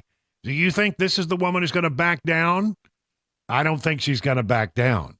But I don't think she's out of the woods yet either. I mean, there are investigations that are ongoing by the state bar because she has acted in an unethical way. She has lied, apparently. It would appear. Under oath. Officers of the court cannot lie to the court. Nathan Wade has got problems. The state legislature is looking at it. The local bar is looking at it. There's even some entanglements with the United States Congress on another matter. So they've got a lot of problems that they're going to have to work their way through. And in the meantime, I think if I were Trump's attorneys, I'd give a day or so for this to settle. I'd be bringing some more emotions to dismiss based on what the judge has said. I don't know whether they'll be successful. One of the things, though, that is happening, and I think a big picture, you got all of these cases everywhere. All God's children got a case against Donald Trump, it seems. And so it seems that a lot of these cases have got hiccups. They got problems. They weren't exactly as they were laid out, and the lawyers for Donald Trump have raised legitimate questions that have slowed down the process to the point where there may be no case that is prosecuted against Donald Trump before we get to the elections. Not one. So what's going to happen with this one? I don't know. I don't think all the shoes have dropped just yet, but I am very disappointed in this judge and this decision today. It looks like the case can go forward, but I don't know that it should go forward, and I'm wondering if ultimately this thing falls by the wayside. We'll watch it. 21 minutes now past the hour of 5 o'clock on Super Talk.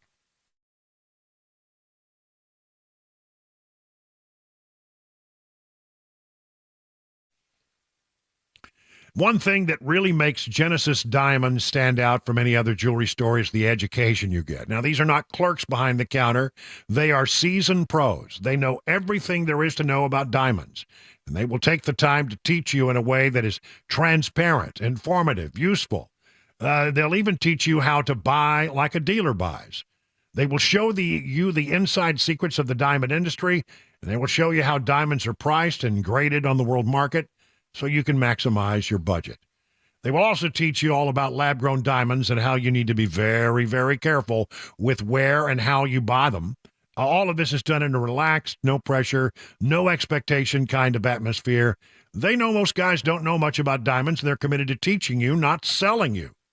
And then when you're ready, they know you'll come back. Genesis will give you access to one of the largest selection of GIA-certified diamonds in America. I said the largest. Nobody has this kind of selection.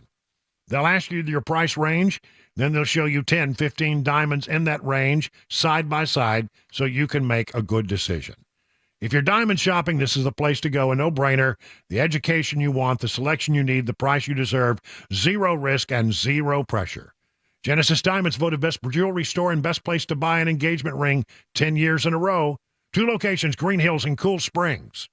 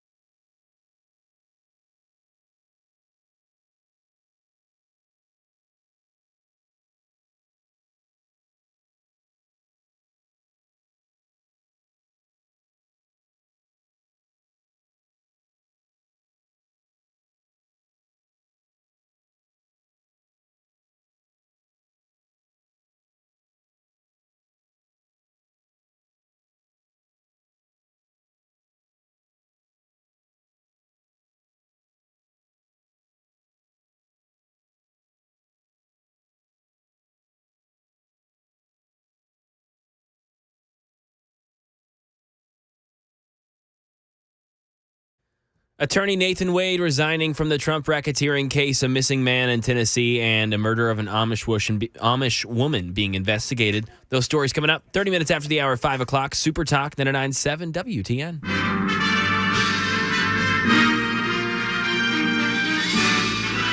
Spanning the globe to bring you the constant variety of sport. The thrill of victory. And the agony of defeat. It's time for Mac Maury's Wild World of Sports. And now here, without further ado, we got a lot of stuff to talk about. The one, the only, Mac Maury, ladies and gentlemen. Oh, yeah. On a Friday edition. Friday edition of Mac Maury's Wild World of Sports. That is correct. And today, Brian, we are talking men's basketball. More specifically, probably going to stick with the SEC tournament that is happening right now, just a stone's throw away from Weber and I over there at Bridgestone Arena. Got a game getting ready to tip off in about 30 minutes. So this began 2 days ago on Wednesday. Vanderbilt and Arkansas went to overtime.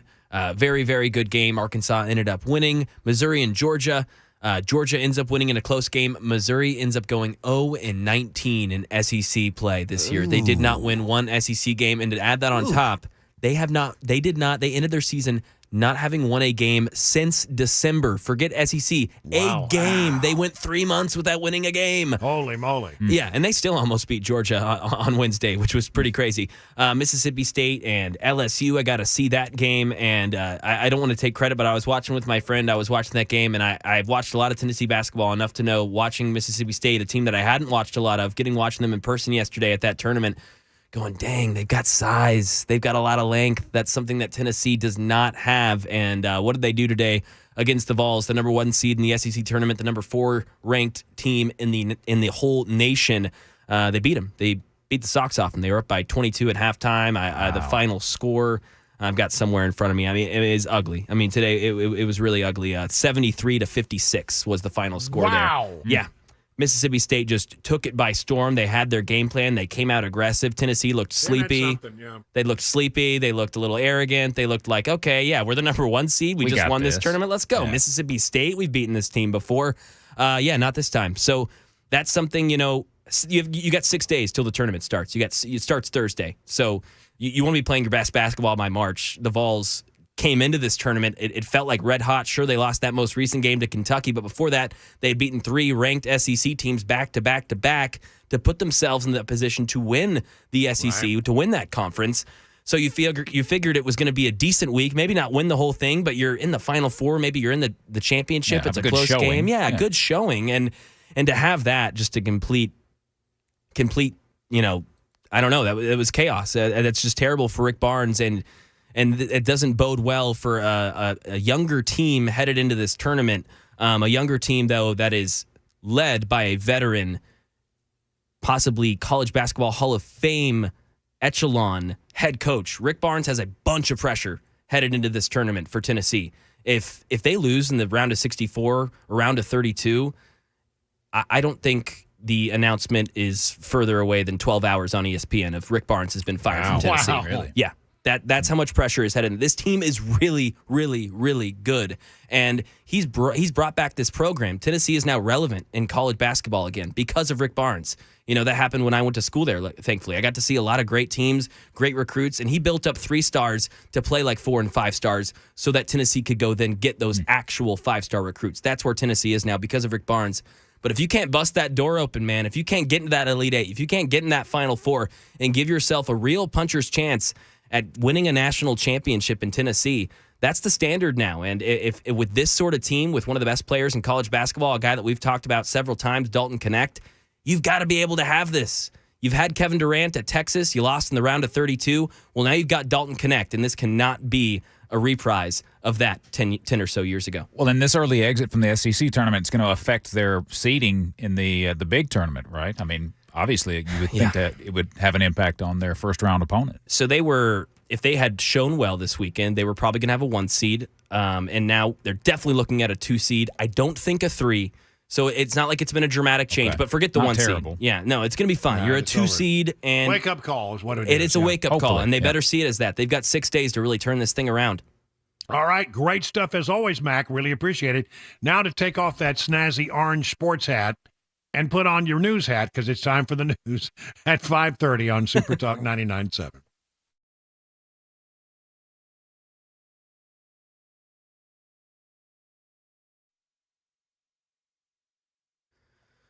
.531, I'm Mac Morey with your top stories. 57 degrees on Music Row, a traffic report, a weather forecast in 5 minutes.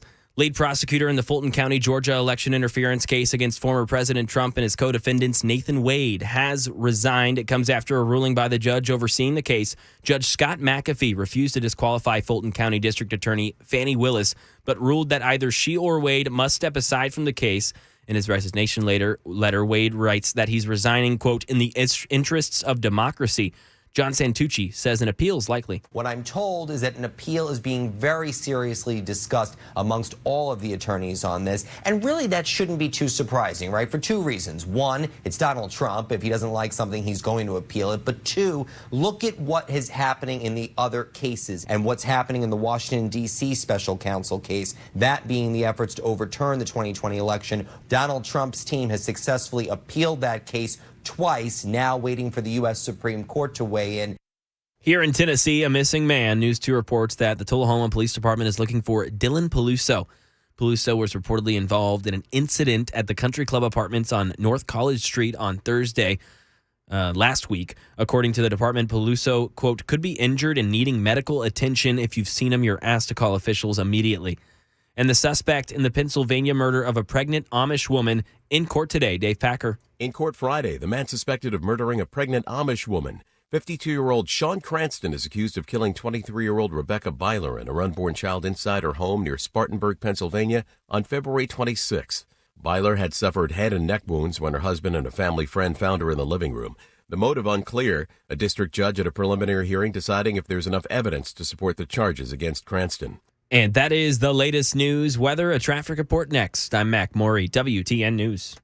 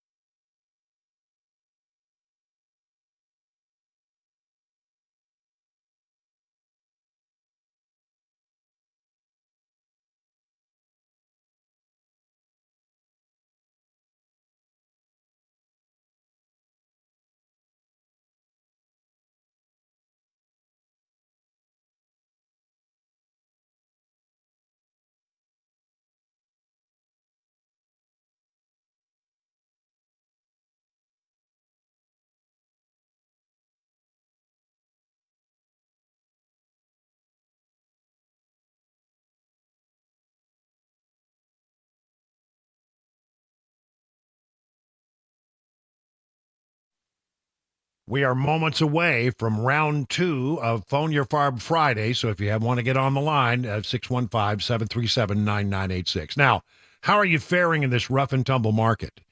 The experts at Beacon Capital understand it can be a little scary, but they can help you. Here's one of the things they can do.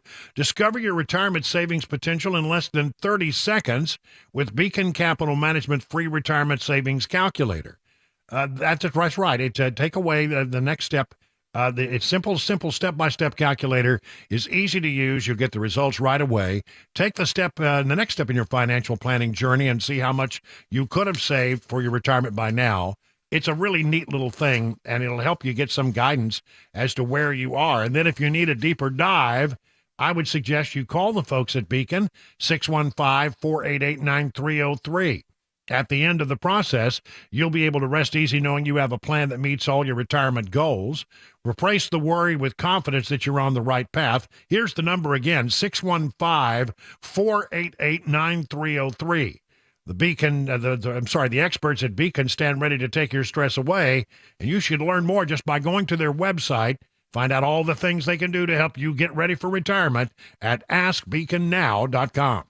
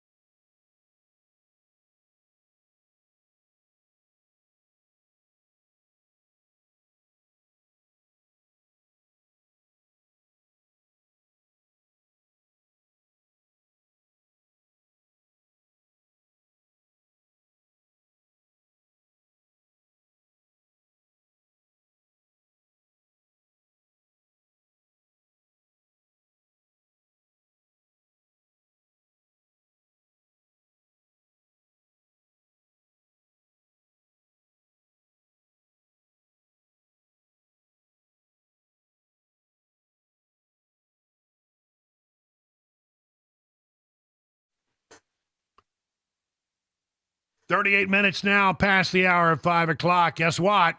That's right. The time has arrived. Round 2 of Phone Your Farb Friday.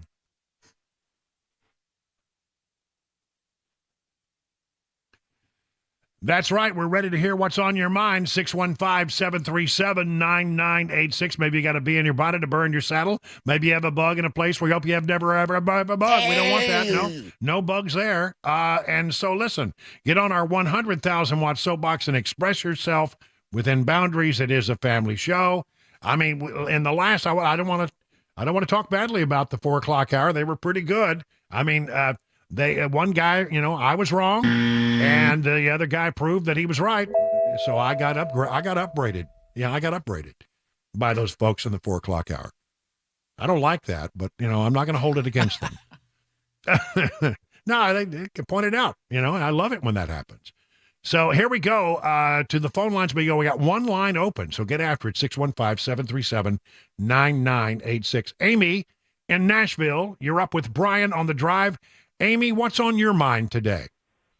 Hey, what's on my mind? Thank you so much for having me.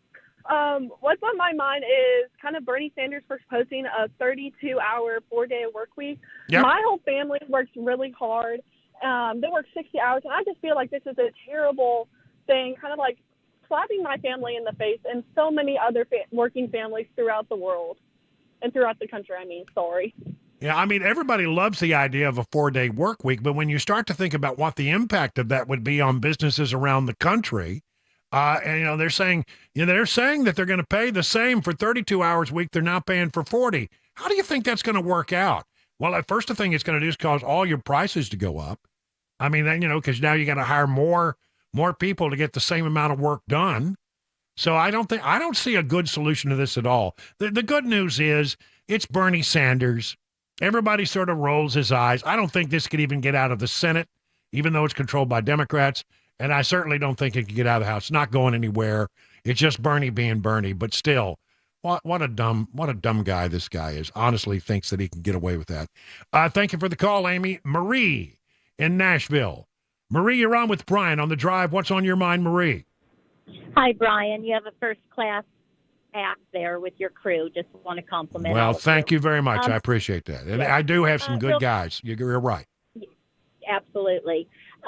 Just have 2 quick comments. The first one is I know everybody, a lot of people are worried about TikTok and the indoctrination and the influence of our young children and everything. But, I have 3 children that use it, and they're Trump supporters. And I found that unlike Facebook, TikTok, you can actually say your views, be real, be honest, and not get banned for doing it like we have with Facebook. Yeah. And also for the parents and everybody that's worried about influencing and the harm to your children, just go visit your children's school for one day and see the indoctrination that's happening from these teachers and the hate that they're teaching from college universities to all the way down to our elementary schools. That's where we need to be focusing. Let's not pick on TikTok, a platform that's perfectly fine. And the other thing that I want to comment on real quick, very quickly, the kid that was kicked out of the bar. This happens quite often with kids that are young. We have to have some laws and some protection. When people see a child or a group that is so drunk and they kick you out for being that intoxicated, you know what? They have to have some laws, and these bar owners have to have some protection because these are young children and they're not that experienced. And just to send them out without any, supervision or help or, hey, let's get them some water. Instead of it's easier just to boot them out. And you know what? If they find that they don't find this children, you know what? I hope the parents put a huge lawsuit against it and set an example for all you bar owners down there. Take care of these young children. Wow, you had several bees in your bonnet today, didn't you? Yes, I did. Thank you so much. All right, always a pleasure. Thank you so much for that. TikTok to me, Doja, real quick, is that I think the concern I have is more about the national security concern, which is all of the information on your child's phone now sits on a server in China where it can be mined and used against us. And you say, well, my kids, what are they going to get out of my kids? I don't know. But there is a legitimate national security concern, and that's the thing that I can argue it square, I can argue it round, but I do have some concerns about that. All right, let's see. Here we go. Mike in South Pittsburgh, you're up with Brian on the drive. What do you say, Mike? Hey, Brian, how you doing, buddy? Doing. What's on your mind there, Mike? Hey, Token Joe actually accomplished something this week. He changed the MAGA logo. He went and changed it to MMGA instead of MAGA, and it stands for Making Measles Great Again. I know. Come on. You got to be kidding me. Yeah. Okay, Mike. Thank you for that. That's a good line. I like that. Ricky in Watertown. Hello, Ricky. You're on with Brian on the drive. What do you say? Hello, sir. How you doing? I'm well. What's up? Did you see on News 5 yesterday morning the video that Nick Bears had? No, I don't think I did. The young man that's missing in Nashville has got autism.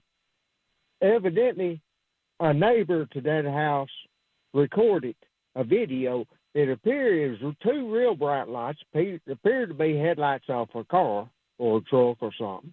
Yeah. And then you could see a little dim light come out of the house headed toward them lights, which appeared to be a flashlight.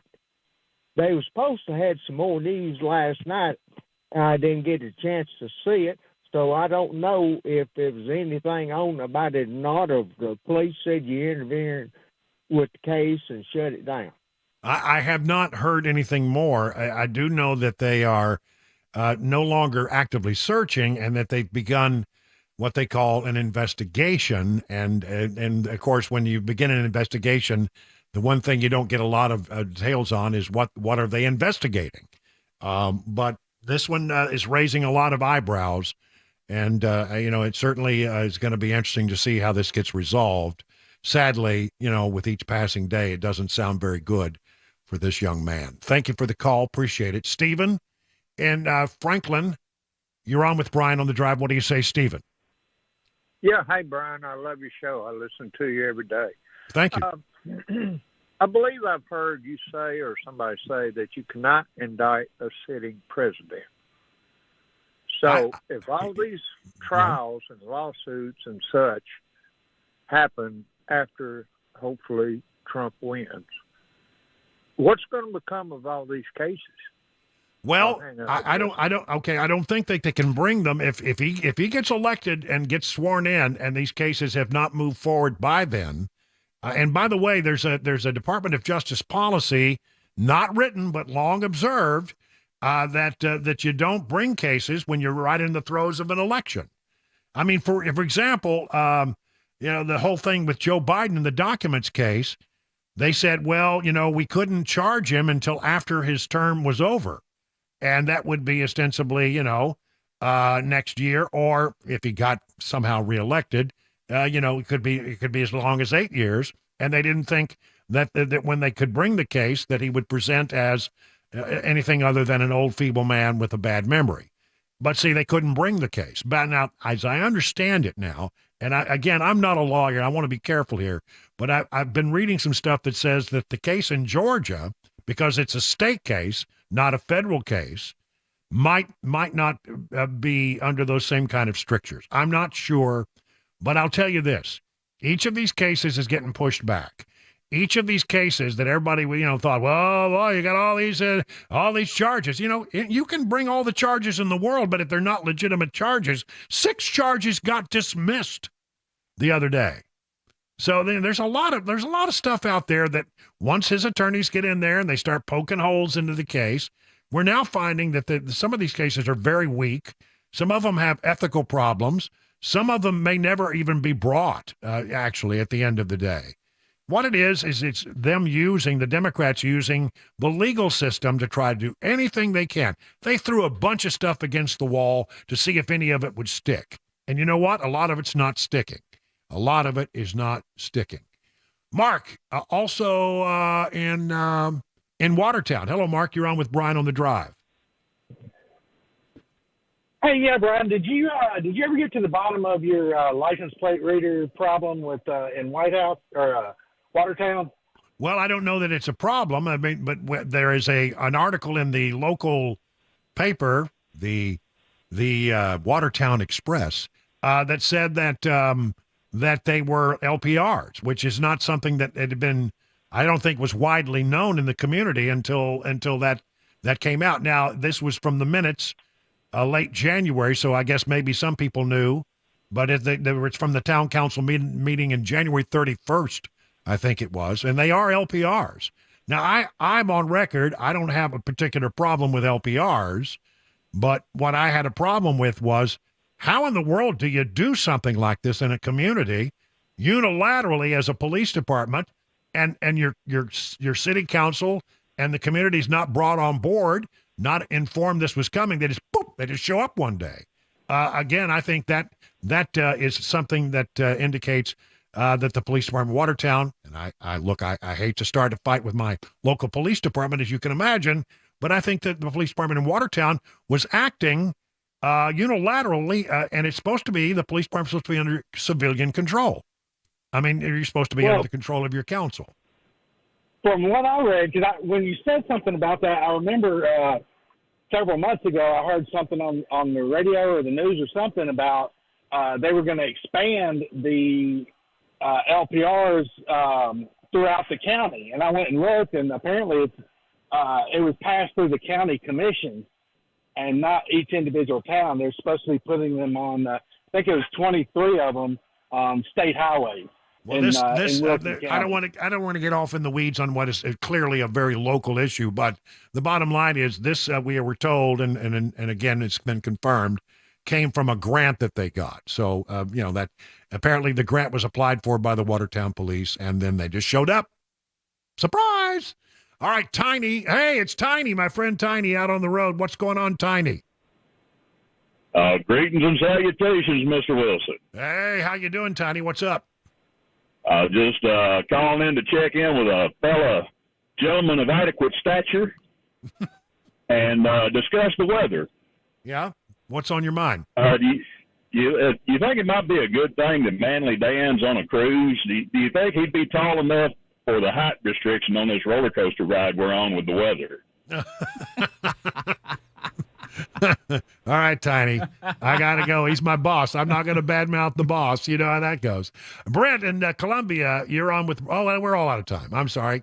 Brent, I'm sorry, man. I wanted to come to you, but the clock, it's working against me. 51 minutes now past the hour of 5 o'clock on Super Talk 99.7.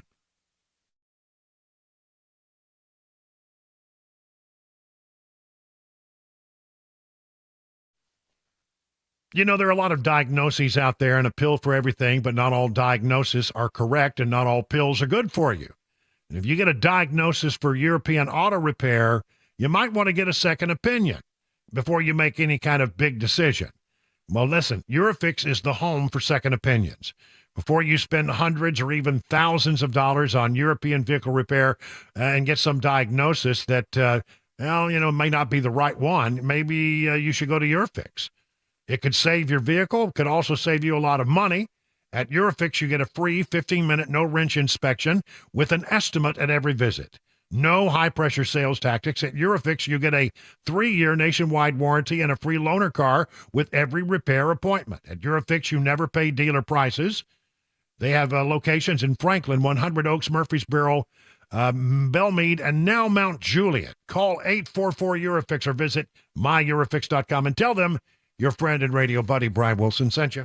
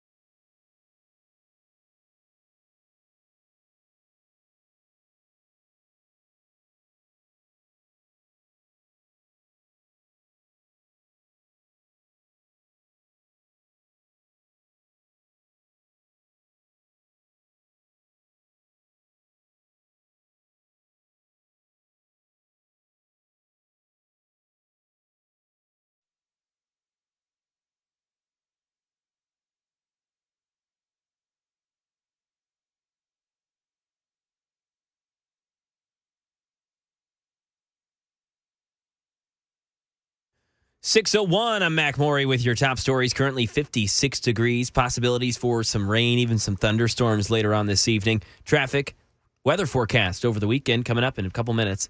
An update on the missing college student case. Luke's 32 Bridge is claiming that the University of Missouri student Riley Strain was only served one alcoholic beverage and two waters before being kicked out of the bar. That comes after the Tennessee Alcoholic Beverage Commission was investigating whether Strain was overserved on March 8th, just last Friday.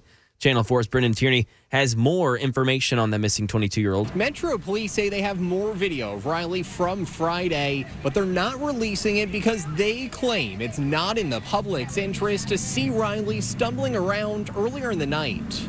This is the only video officers have released. They say it shows what Riley looked like when he was last seen on camera.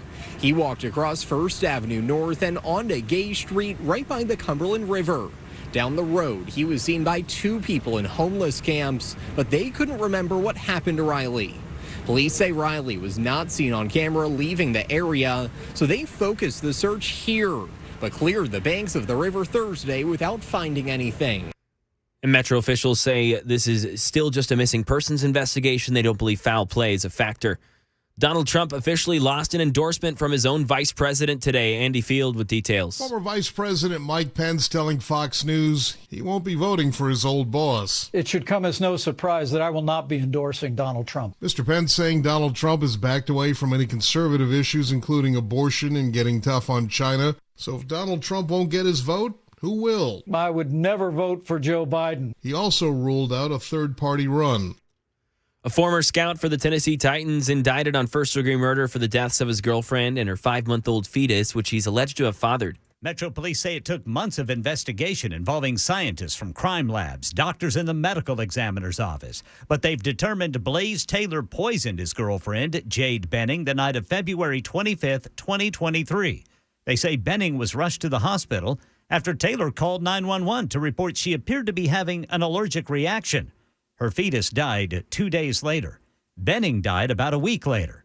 Taylor then moved to Utah, where U.S. Marshals arrested him after Wednesday's indictment, and now arrangements are being made to bring him back to Nashville to face the charges. Ken Weaver, WTN News. And that is the latest news. Traffic and weather on the way. I'm Mac Maury, WTN News.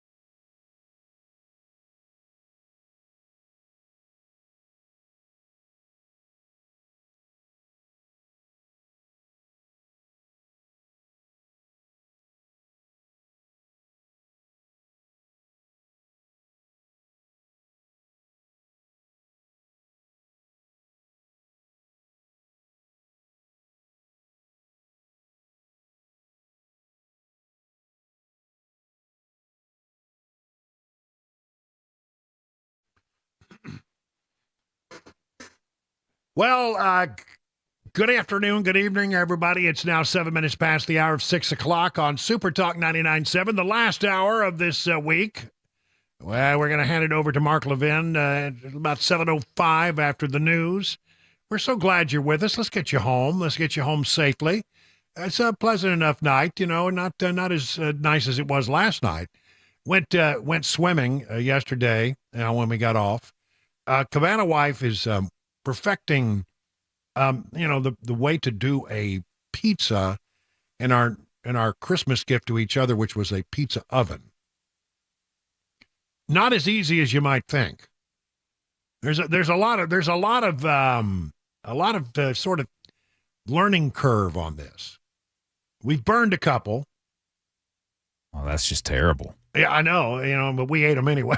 Oh, well, never mind. Well, we cut off the part that got burned. But it's a lot harder than you think. There's a lot of art to this. I mean, you see the guys, throwing pizzas into the oven down at the Italian restaurant, and you think, well, there's not much to that. It's a lot more than you might imagine getting a good pizza out of the pizza. But we went swimming last night, and then had pizza, and we got covered by the blossoms that have blown into the pool from the trashy Bradford pears. Yeah.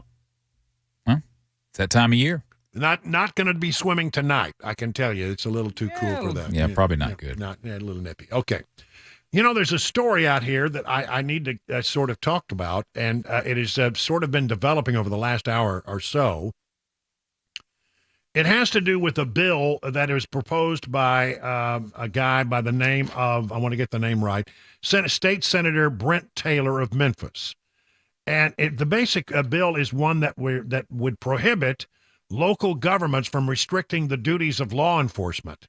It passed the House and the Senate, and it's now headed to the governor's desk where it awaits his signature. I don't know if he's going to sign it or not. I haven't checked, but I mean, it's going to the governor's desk.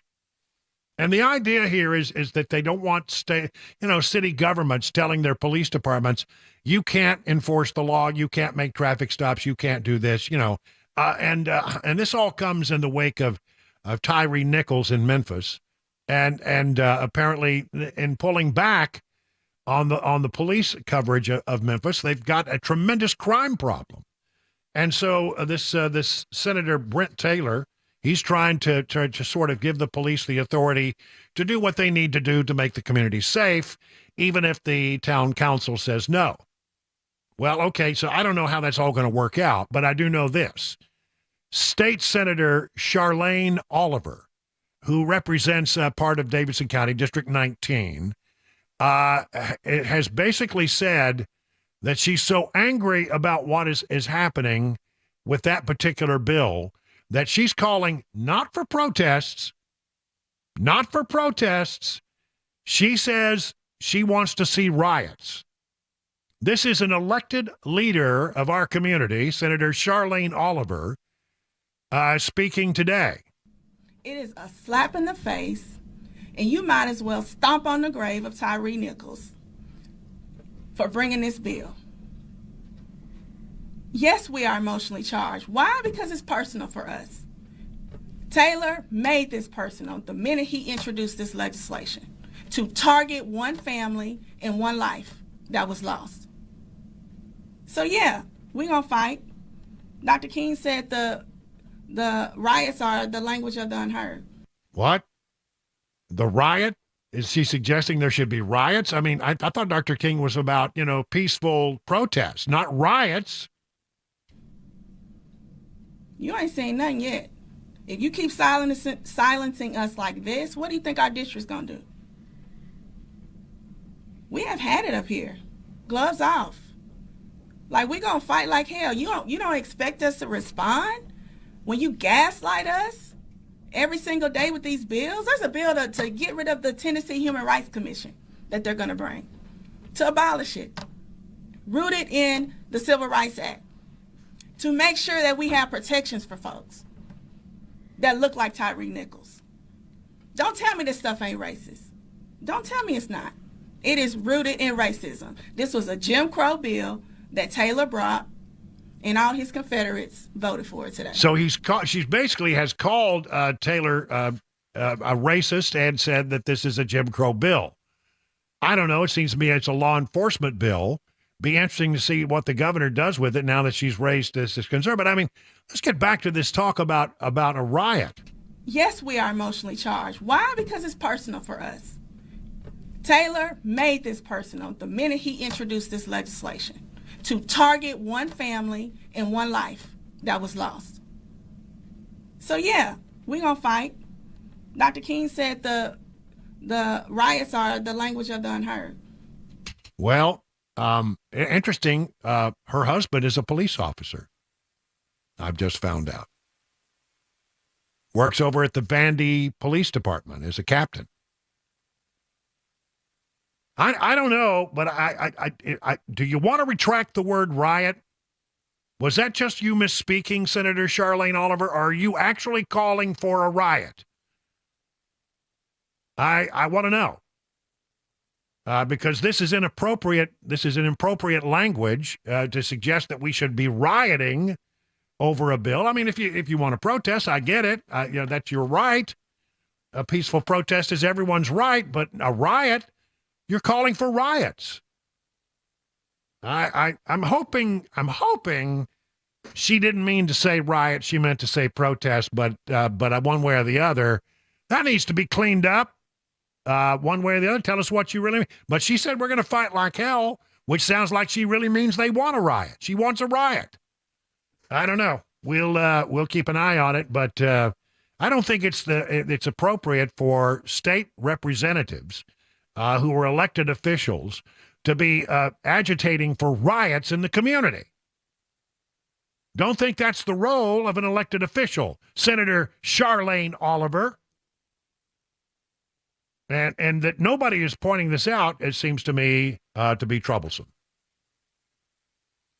Got some other local news I want to talk about. The greater Nashville area grew by 86 people a day in 2023. Now, I think that there's a caveat here. You cannot say that 86 people a day moved into the greater Nashville area. This is the Nashville Metropolitan Statistical Area, the Nashville MSA, added a total of 31,554 people to its population. It's not, though, just people coming in here, because some of it has to do with, births and deaths. We are getting 20% of that is apparently increases in population through births in the community.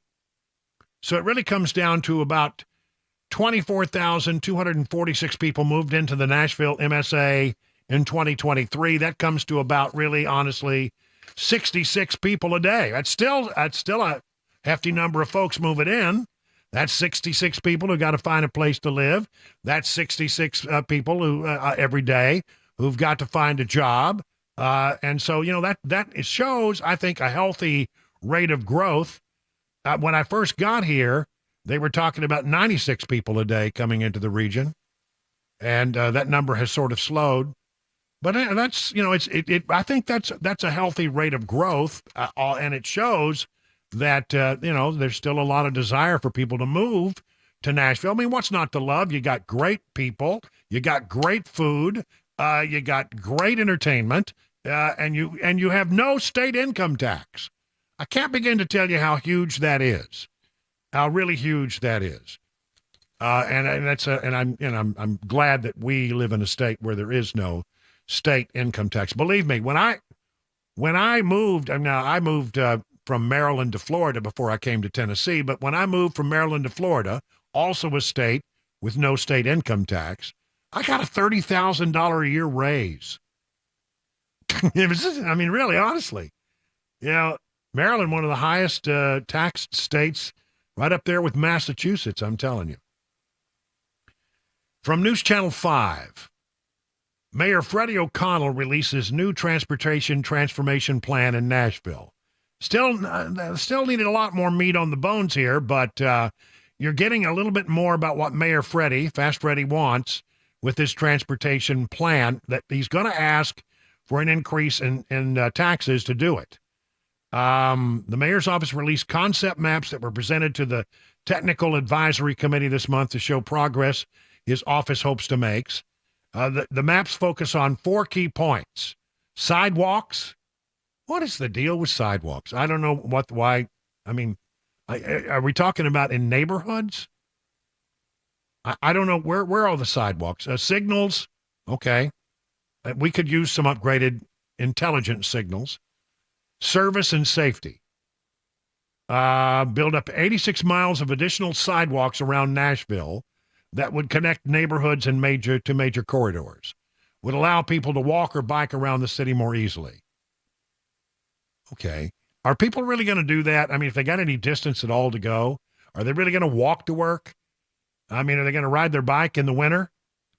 I don't know. The new signal proposal looks at updating and adding new technology. Okay with that. I got no problem with that. We need it. A new management center is expected to launch this fall under NDOT to do that. But the service section looks to create, this is where ding, ding, ding, pay attention, create a more productive transit system. And this includes, and I feel like I need to go. This includes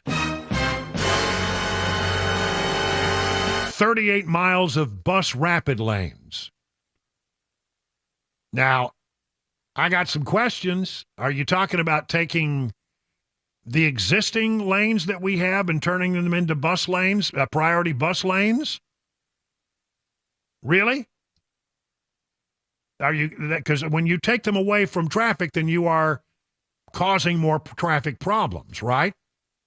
Now, again, I need to be convinced a little bit about the buses, okay? Look, I'm no transportation expert, but I tell you what, I drive around this area. I see the WeGo buses. I look at them and I realize most every time I see them, there's a lot of empty seats on those WeGo buses. Are you trying to force people into buses at the exclusion of driving their car? I think that's what's going on here. They don't really want you to drive your car to Nashville. They want you to be reliant on public transportation. Now, I will tell you, that doesn't work for everybody. And your public transportation may not go where these people need to go. 38 miles of bus rapid lanes, I have questions. If it's new lanes, where are they going to be? Where are you going to put them? So what I think is going on here is they're talking about 38 miles of existing lanes that they're going to take away from traffic and give exclusively to buses. I don't like it. We need to know more. The mayor will hold a meeting at the Community Advisory Committee to hold and answer questions. He plans to engage the community on what they want in the transit plan, and we'll be looking to find out more about that. I have real concerns because, again, the Democrats always want to take, force you into doing things that may not fit into your lifestyle. For a lot of people, you need your car because you need to go when you need to go, and you need to come when you need to come, and you need transportation. You need your own transportation. A lot of people, the bus lanes won't work for them. Just won't. Maybe the buses don't serve areas outside. Look, I'm all in favor of doing some things to improve traffic, and I think there's things you can do in Nashville to improve the traffic. I like the idea of the traffic centers and the traffic upgraded traffic signals. That's a great idea because ours are not synced up the way they need to be. They're not smart. They're not intelligent. And there's a lot of things that can be done with regard to that. I don't know about the sidewalks. Why do we need that many miles of sidewalks? Explain that to me. But the buses are the real red flag for me individually. And I think that means that a lot of people are going to be driven out of their cars as they take over lanes that are now used by cars and commuters and giving them exclusively to buses. I'm going to have to be raising some questions about that one. 20 minutes now past the hour of 6 o'clock on Super Talk 99.7.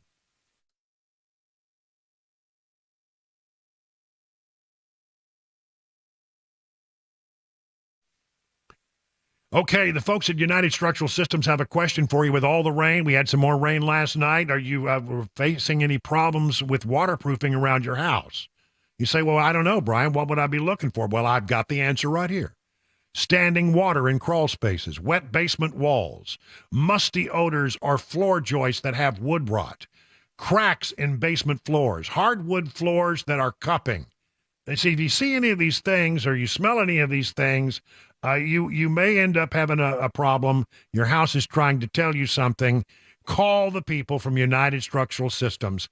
More than 25,000 satisfied residential customers. They will come to your house. They will assess your situation. They will tell you what you need to do to fix it. And if you want to go forward, you don't pay a penny until the job is done and you're completely satisfied. That's right, USS. There are a lot of people have done business with them. They're really good people. I think you're going to be glad that you called them. At USS, they guarantee their best, serving Middle Tennessee, serving Southern Kentucky, Western Kentucky. Learn more online at USSTN.com. That's USSTN.com, or call this number, 615-488-7855.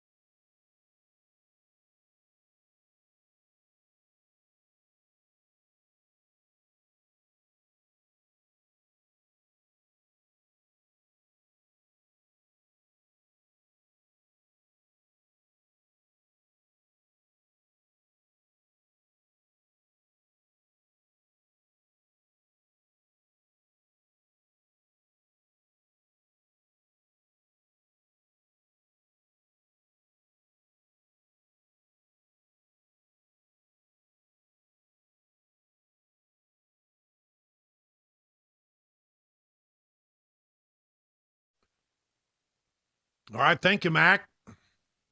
We want to talk about some southern border stuff, but not your regular stuff. Interesting stuff. Let's talk about local. You know how they say every town is becoming a border town. Listen to this. Republican-led Tennessee House has advanced a proposal Thursday that would require local law enforcement agencies in the state to communicate with federal immigration authorities if they discover there are people in the country illegally. And they would broadly mandate cooperation in the process of identifying catching, detaining, and deporting them. What they're basically saying is, in places like Nashville and Memphis, you can't be a sanctuary city. Basically, if you know of someone who's in the country illegally, you have an obligation to work with federal authorities to catch them, detain them, and deport them. House vote coincides with efforts in other Republican-led states, according to Fox 17, to inject more state and local involvement in immigration enforcement while criticizing President Joe Biden's border policies. Action on the Tennessee bill now moves to the GOP-led Senate floor. It says law enforcement agencies and officials shall cooperate in various immigration tasks already spelled out in state law. Instead of saying they are authorized to do so, it will require them to do so. Not just you're authorized to do it, but you are required to take action. And so let's see how that goes. I like that idea. Let's stay on that one. A Pentagon commander has revealed that there have been an alarming number of drone incursions at the U.S.-Mexico border. From the Epoch Times, a large number of drone incursions are happening at the U.S.-Mexico border, a U.S. Defense Department official said on March 14th. It's my understanding there have been a lot of drone incursions along our southern border. How many drone incursions have we had, and what are they doing? Said Senator Ted Budd of North Carolina. The question was addressed to Air Force General Gregory Guyot during a Senate, maybe it's Gilliot, I don't know, I apologize, during a Senate hearing. I don't know the actual number, I don't think anybody does, but it's in the thousands. He said later, he added that there are likely more than 1,000 incursions happening at the border per month. The general became commander of U.S. Northern Command, and the North American Aerospace Defense Command said he recently spoke with U.S. Customs and Border Patrol about this. Department of Justice learned about the surprising number of incursions. He described becoming alarmed. Are incursions a defense threat to the homeland? They alarm me from being the person responsible for homeland defense. I haven't seen any of them in the manifest in a threat to the level of national defense, but I can see the potential only growing. Hearing was held by the Senate Armed Services Committee. The subject of Mexican military incursions at the border did not come up. Well, who's running the drones they're concerned about? If they're coming from the Mexican side and they're flying into the United States, I bet probably the cartels, right? Yep, that's what I'm guessing. And by the way, we have media organizations down there flying drones along the river, and I happen to know a little bit about drones because I have one. I haven't flown it in a while, but I used to be much more active in droning than I am now. People say, "Well, yeah, you drone on and on, Wilson. you never quit droning on."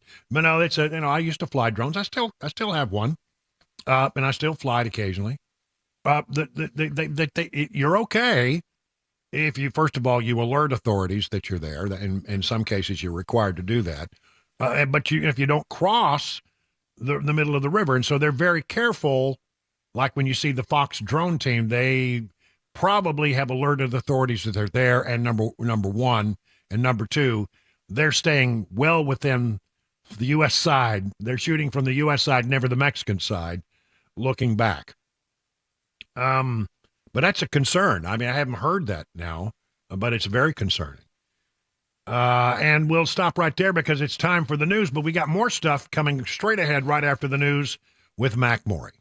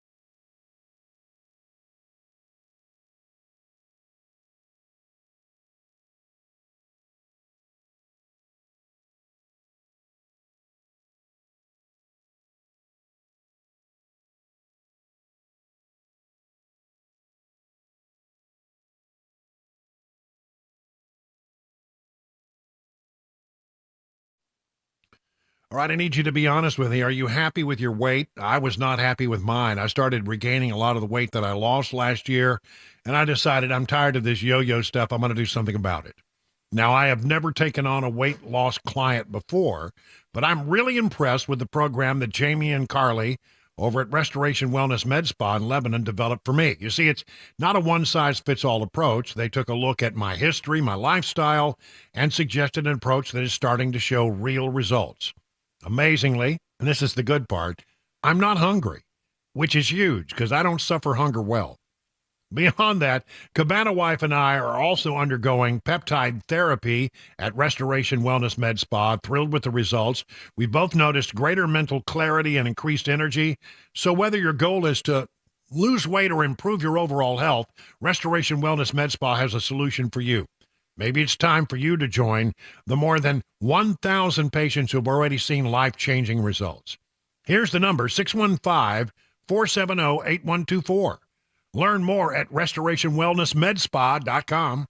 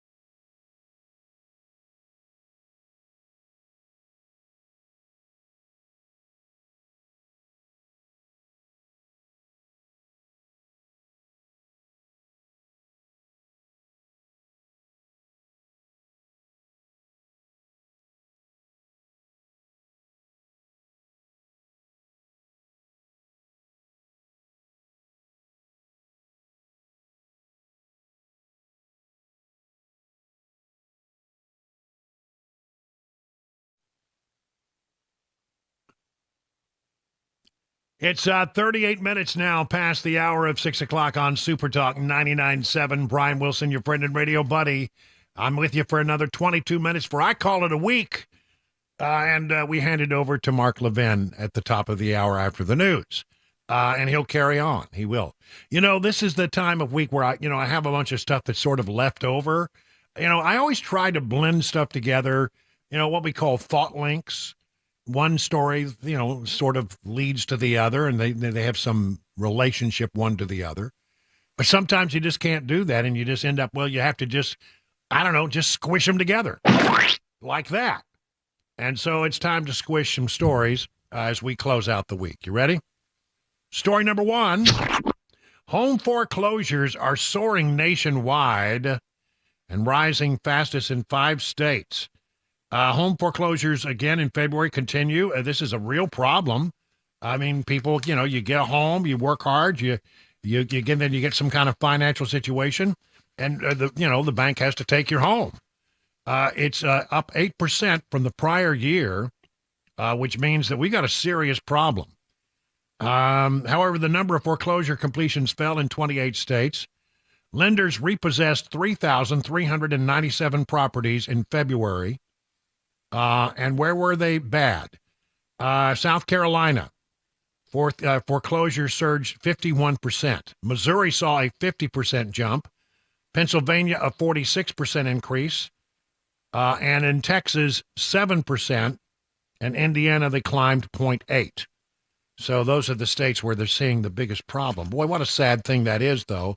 You work so hard to get a home, and then, for some reason, sometimes beyond your control, you can't hold on to it, and they get repossessed by the bank. But it also shows that our economy is not where it needs to be if people are finding themselves in that boat at record numbers.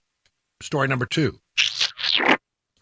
Biden is pushing to erase voter ID requirements that are backed by 85% of voters. Recent comments from the Biden administration has stirred debate about the role of federal agencies in supporting citizen participation in elections and the validity of voter ID laws.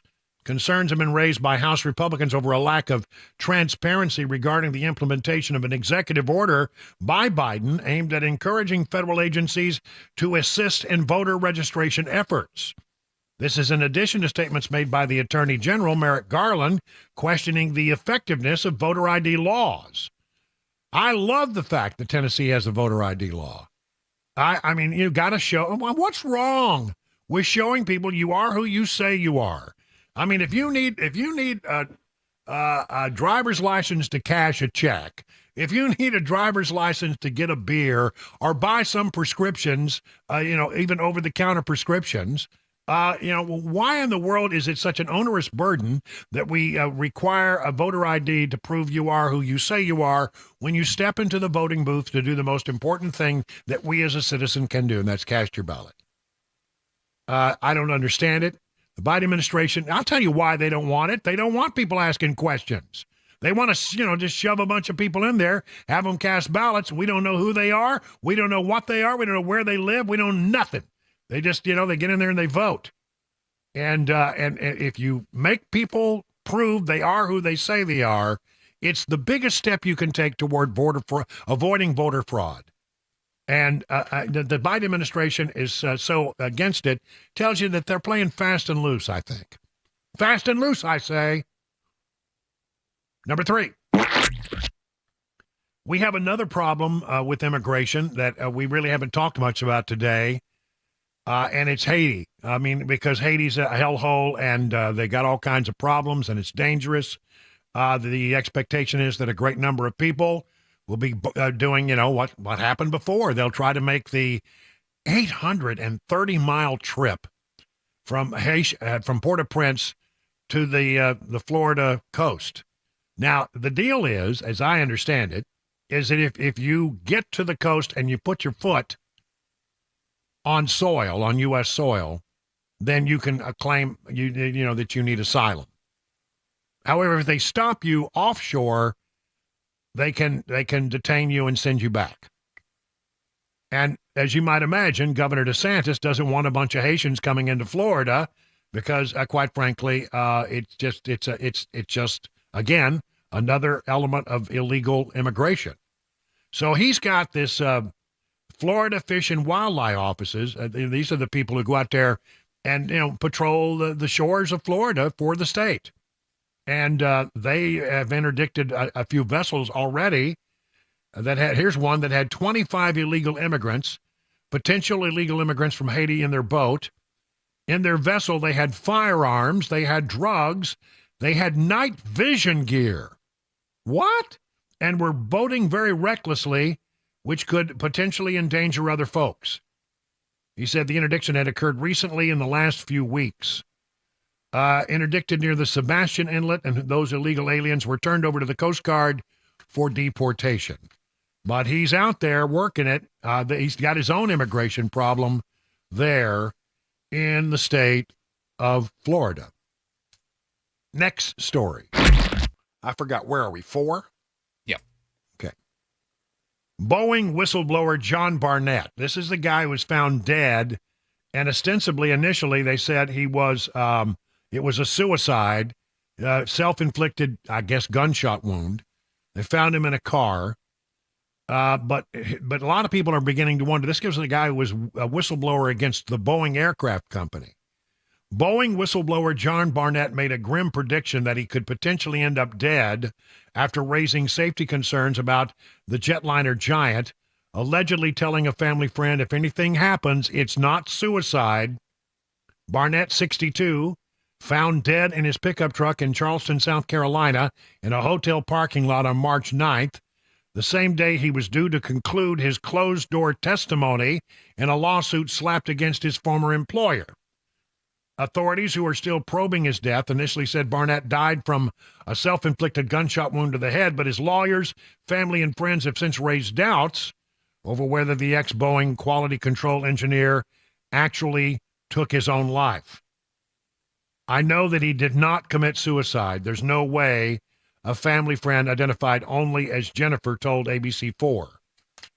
This reporting, of course, is from the, is from the New York Post. The friend claimed Barnett had speculated to her that he might end up dead after he started speaking out publicly about his Boeing-related safety concerns following his retirement in 2017.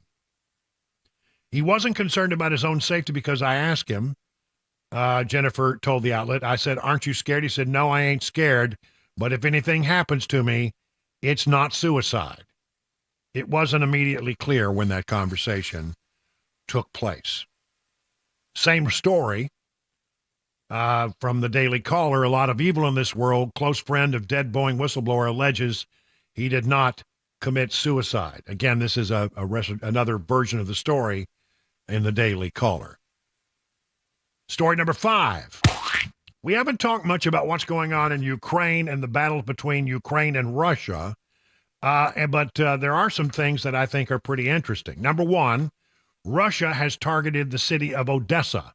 Odessa, Russia, as I understand it, was sort of left out of all of the attacks for reasons that aren't clear, except that some people speculated that Putin believed it was a historically important city. Russian forces carried out multiple strikes targeting in the southern Ukrainian city of Odessa on Friday as the Russian people took to the polls. That will all but assuredly result in another term for President Vladimir Putin. Of course it will. At least 14 people killed in the attack, including a paramedic and a rescue worker, while 46 were injured. The governor of Odessa said the State Emergency Service of Ukraine said rescue workers responded to the scene when Russian forces fired another missile at their location.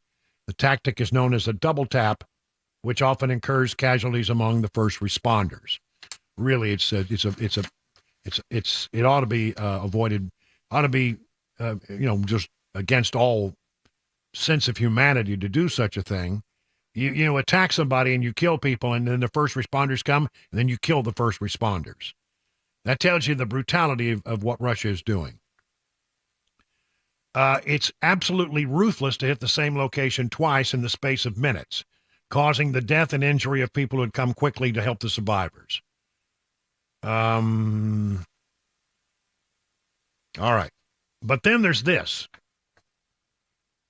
Ukrainian drone attacks have halted 3 oil refineries deep within Russian territory.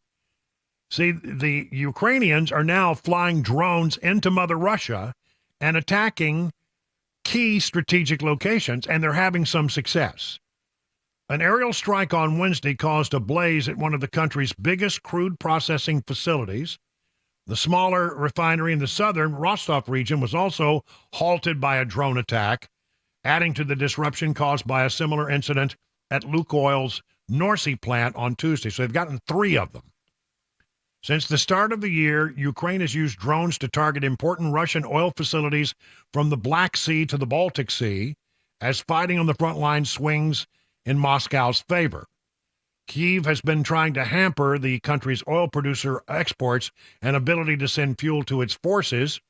An initial flurry of attacks in February affected almost a fifth of the country's crude processing capacity, but by early March, the industry had recovered.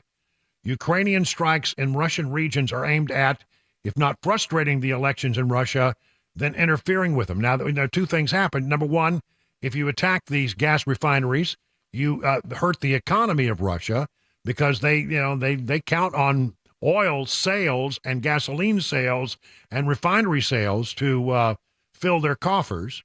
But it also cuts off the supply to not only, people who are civilians in Russia, but the military, more importantly.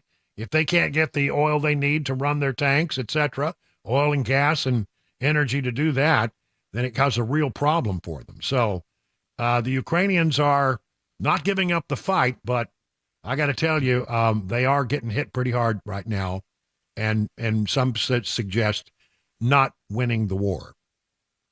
50 minutes now past the hour of 6 o'clock.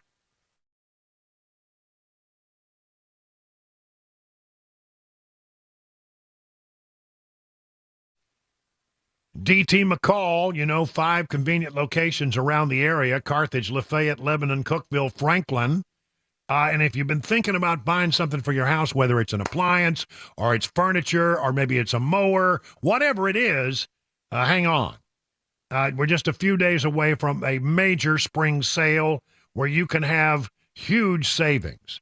You need a washer, they got them. You need a bedroom suite, they got them. You need an oven or any kind of appliance, they've got them. Listen, if it's that time of year where you need to think about mowers as well, and they've got the big zero-turn mowers from a bunch of different people. Cub Cadet is one of them. I have one of their Cub Cadet mowers. I adore the thing. It's the best piece of equipment I have. It makes mowing just a breeze, and they are solidly built, man, I'm telling you. But you can get a good price on that starting on the 22nd. That sale's only going to be for 1 week, from the 22nd through the 30th. So whatever it is you need, you need to think about making a buy a D.T. McCall and Sons location nearest you. Again, Carthage, Lafayette, Lebanon, Cookeville, Franklin. They've been around 100 years. Great reputation.